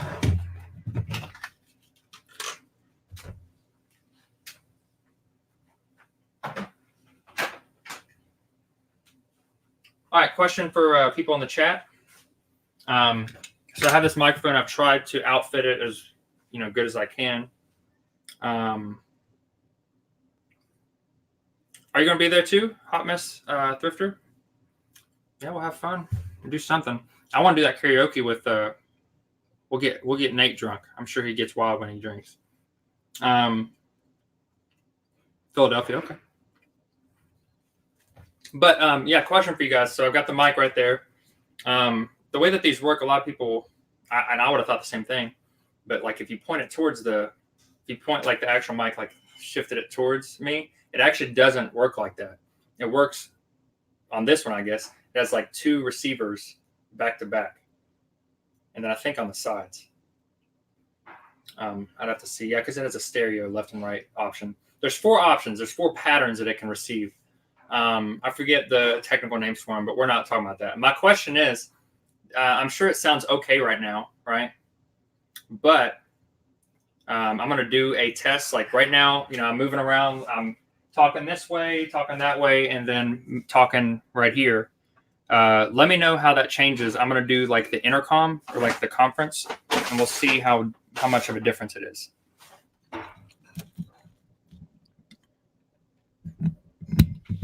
Oh, disregard. That was on conference. So that probably sounds a lot better from like a distance, the one before, than what it does now. So right now, it's probably kind of muffled because it's supposed to literally just take whatever is going directly in front of it within a certain distance and block out things within a certain range. So it's like block out like background noise a lot. The one that you have now. So like I'm projecting voice right there, so it's probably fine. But like if I like right now, you probably can't hear me that well. But ideally, right now you probably can hear me pretty good. So like the second one. So that's what we're on right now. Does this sound pretty? It probably sounds pretty good, right?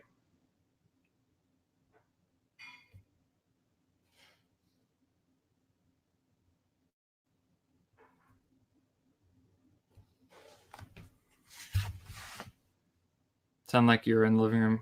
Get out of my living room. Yeah, does it sound pretty good right here? We love the restaurant next door. Oh, that's a good restaurant. Yeah. So Bye. Well, Chris, it's probably better. It probably sounds pretty good right now with me right up against it. Does this sound pretty good, John? I'm listening through a little speaker on the front of my computer, but I've had no problem hearing you anywhere you've been in that room. Is someone saying that you're sounding your noise is off or something? I'm doing a little test. So like basically what the chat, like I'm talking to chat right now and you as well, because I'll go back so you can see what I'm talking about, John. But so right now, if I was just sitting right here and facing, this is my understanding, and this is how it's supposed to work. That this sounds pretty good. Yeah. But because of how I am, I don't sit down. So the conference would be a lot better. Like I'm going to switch it to conference. Oh, where it picks up. Yeah. So now you can hear me pretty good, even wherever I'm at. Right. Yeah. Yeah. It's not a huge, I know it's not a huge difference. And honestly, Chris, it'll kind of depend on what you're using. So like for instance, I'll just show you all this because it's kind of cool. Okay, so here's stereo mode. I know it probably doesn't sound that great, but it's good for like if people are like two people are side by side. So like you can hear me, like watch this. You could probably hear it go side to side, right? A little bit, maybe. I don't have a set of speakers hooked up to my computer yet. Yeah. So I only have one speaker. I actually have like I'm sure that was obnoxious. Sorry, but anyway, go ahead. No. Yeah, I have on headphones right now. Old school. It's Yeah, I should just like scream into it real quick. Anyway. I mean, you're fine. I don't think it would sound obnoxious to me. I guess people. Well, I'm not going to keep it on stereo because it doesn't sound that great. It's literally for if you're doing a specific thing. And then they also have another one because there's two receivers back to back. You have another one if it's just you across the table from somebody else and you want to block out everything around you. Which that one I don't think I'd ever use unless I'm doing an interview with someone across from a table, which I don't know about y'all, but I'll probably never do a interview like that about reselling where someone comes all the way over here to meet with me like that. Right. I'm going to switch it back to the intercom. Yeah, that's one of the things that I want to start doing on my channel. I used to have a show called Nevermore Interviews, and I would bring people on and I'd ask questions and stuff like that. And and that's why I said most of it's done over Skype or over whatever, and StreamYards or whatever. Yeah.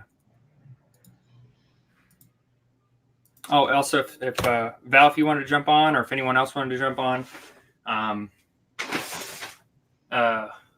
Kathy, you're a YouTuber now. You could jump on too.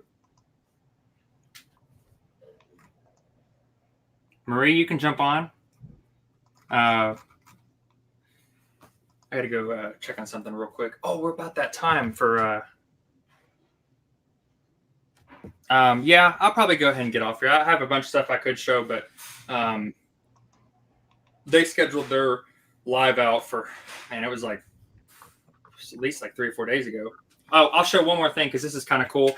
And Jamie, you might think this is cool too. So I have 2 pins that I got. There's 25 cents a piece at the at one of the thrift stores I went to. This is kind of cool. It's an older, I think it said 1983, I think.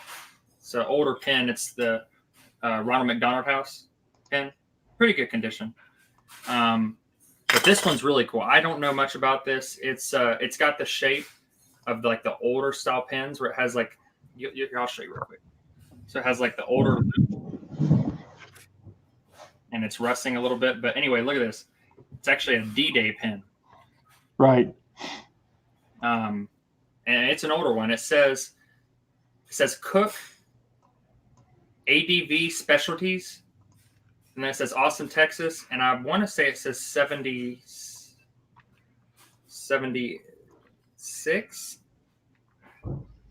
No. I can't tell. I can't tell what that says. But I don't know. I thought that one was pretty cool.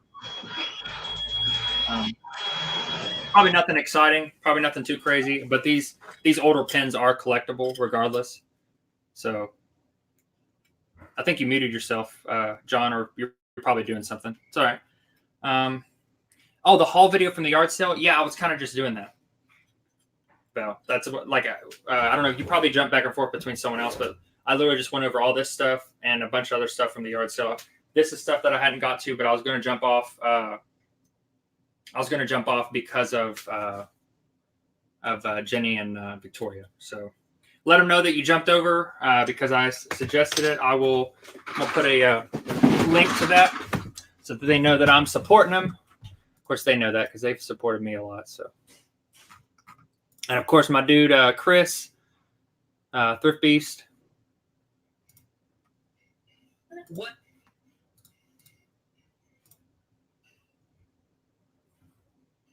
I'm gonna put it in link in the chat.